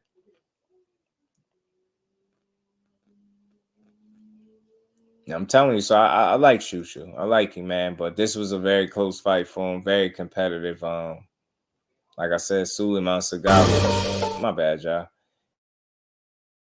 Oh, man. He was bringing it. He wanted that. He wanted to win. And that's why I say sometimes, like, we might see one thing on paper, but we can never make up for these guys' will on paper and these dudes' heart and how much they want to win. That Sagawa wanted to win. And that's sometimes that's the difference. A lot of times these prospects, they get in there with guys and they had those moments in the fight where their guys just look like they're not trying to win no more, or they can, you know, force a guy to that point where they just like they're not trying to win, and they just, you know, they have them mentally beat at a point. And it wasn't like that with Sagawa. He was always in the fight. And that was the difference between him and I think any other Shushu opponent. Is times where he's able to mentally get to his guy and kind of break him, or have that moment where he take full control over the fight. And I think Sagawa, with the way he approached it, he just didn't allow those moments to take shape because he was busy. He was always throwing punches.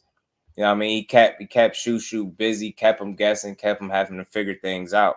And it led to a very, very close disputed fight that people felt like he lost. I'm not tripping about it, but it's a learning experience, man. And we'll just be watching for the next fight to see if he, improves. So we all think Shushu is okay.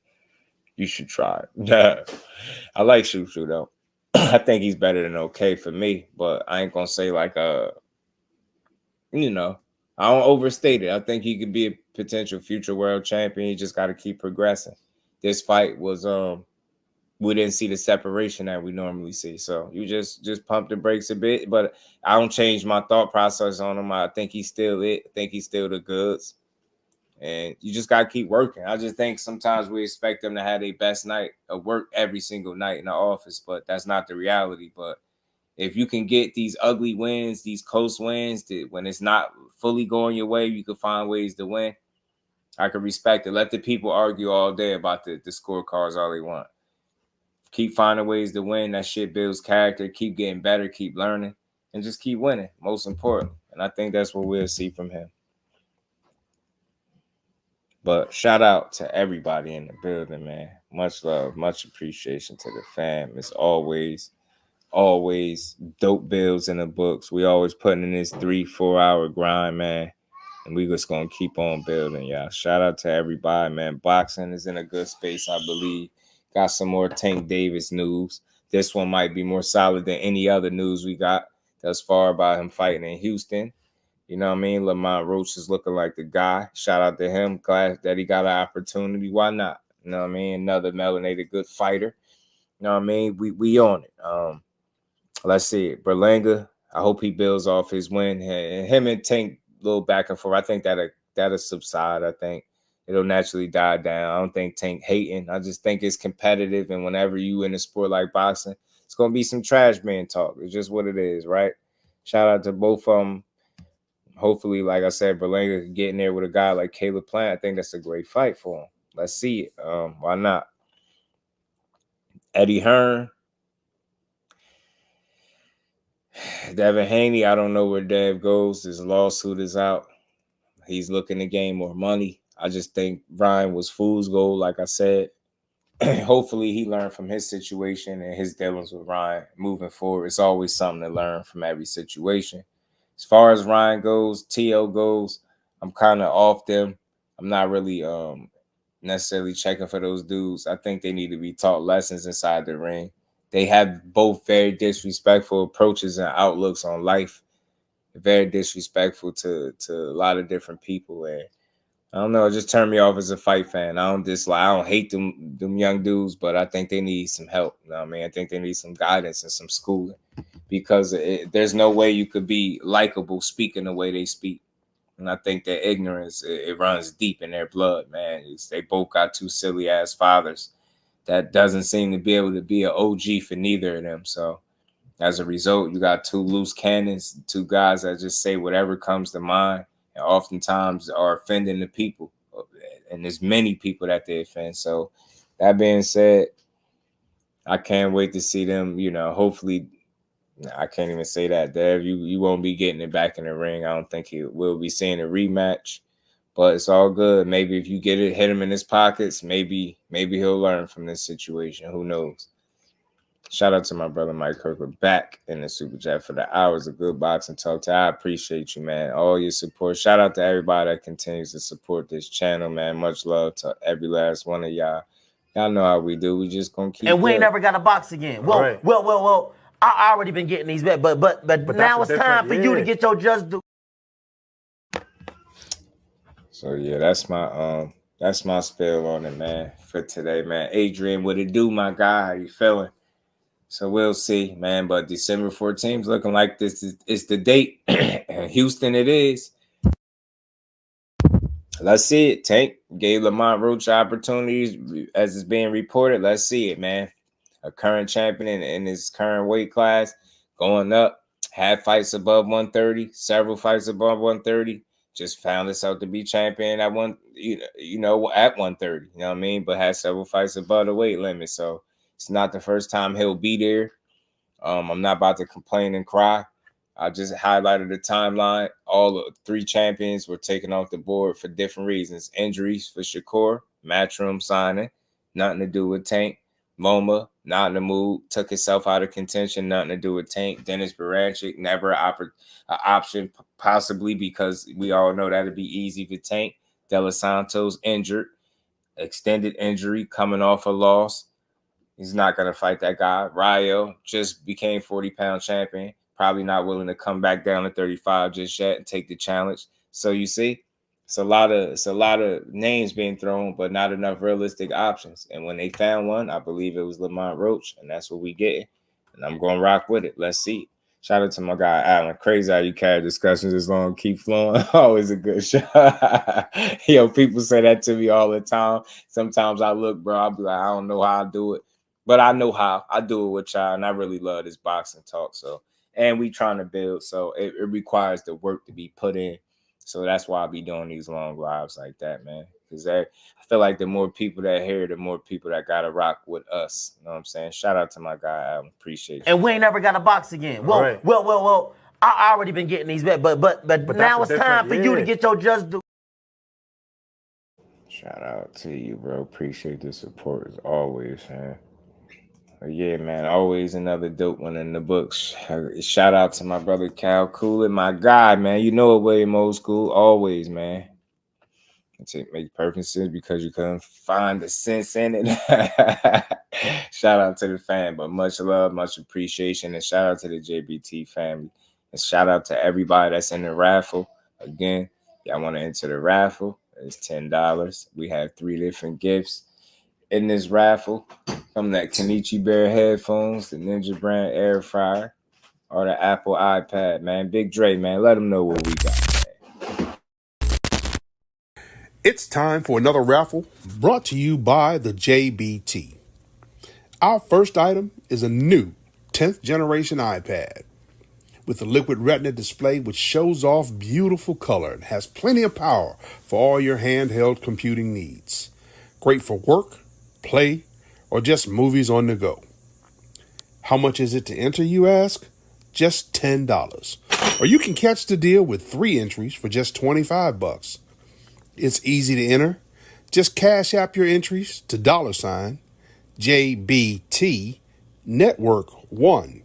That's $JBT Network 1.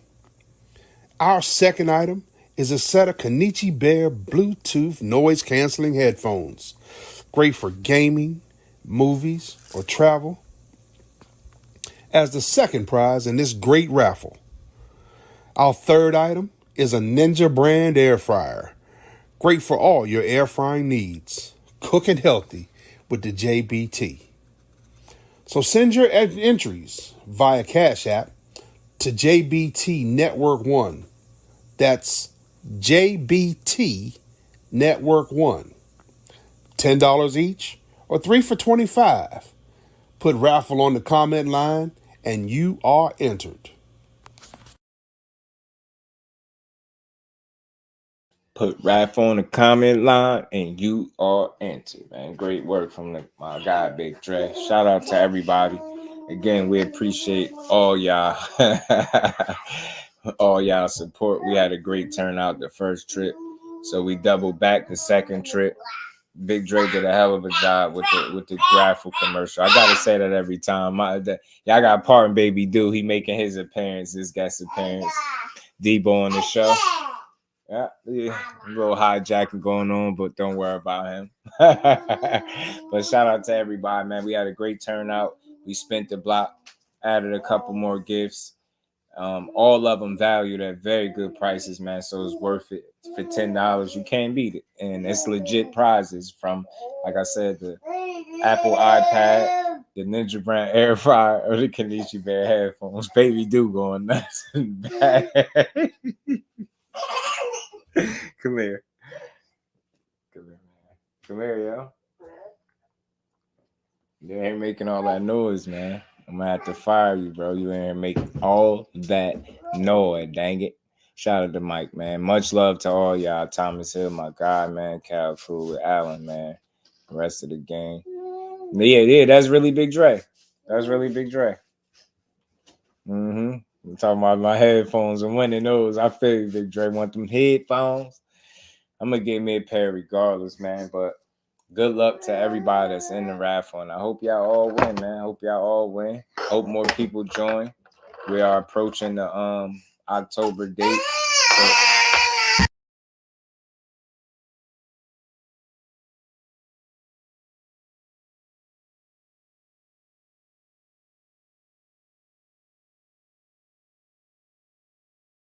you can't come over here doing that. Say hi to the people. You can't come up here just screaming. Say what's up, bro. Say hi. Say hi, yo. Just come up here screaming. Crazy.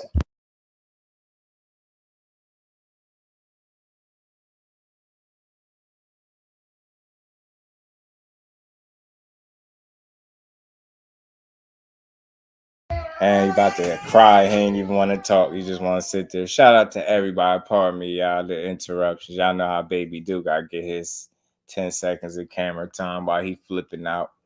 But again, y'all, great, good fight announced, man. Hopefully Tank and Lamont Roach come out here and make it, official so everybody can rest at ease. Yeah, he always go crazy. He get right on and go crazy. I mean, let's keep building up boxing over here. We build boxing up. We don't tear it down.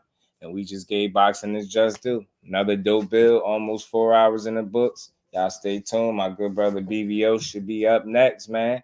Followed by the Rise Podcast family. And I will see y'all over there, man. With that, man, I appreciate everybody in the super chat. Much love and appreciation to everybody, man, that continues to support the grind. And we gonna keep building. I will see all y'all tomorrow on a good Tuesday. Y'all make sure y'all enjoy the rest of y'all night. And we gonna keep building. So with that, salute to everybody. Much love. And we are out. Peace to the fam.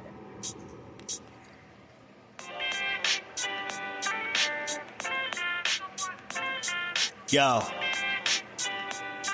you know the deal. We back again. We never slacking. Word 'em up. Ladies and guys, whether if you drunk or you high, it's time to pay respects to the illest man alive. If you think you got a point, he'll shrink you down to size. And from there it's downhill like a slinky or a slide. Open your eyes, got a deep connection with the rise, so you might see him jump in whenever they go live. Peep it, his channel blowing up now, it's not a secret. With tons of exclusive interviews to listen to. Them other channels I hate, but yo, they missing clues. They start narratives, sip the goose and twist the truth. It don't take a rocket scientist to get the proof. Just click the live at 4 p.m. Eastern time. But when you chime in, make sure you keep it kind. But if cowards want to debate, then it's feasting time. My man Jusdu shine busy all the time. Grind 24/7, 365.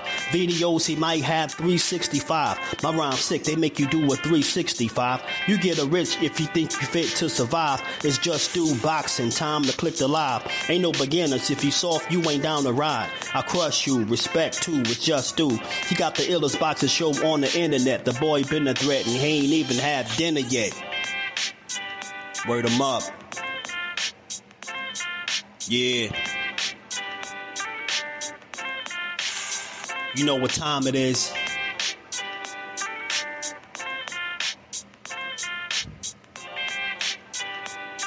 .4 p.m. Eastern. Click the link.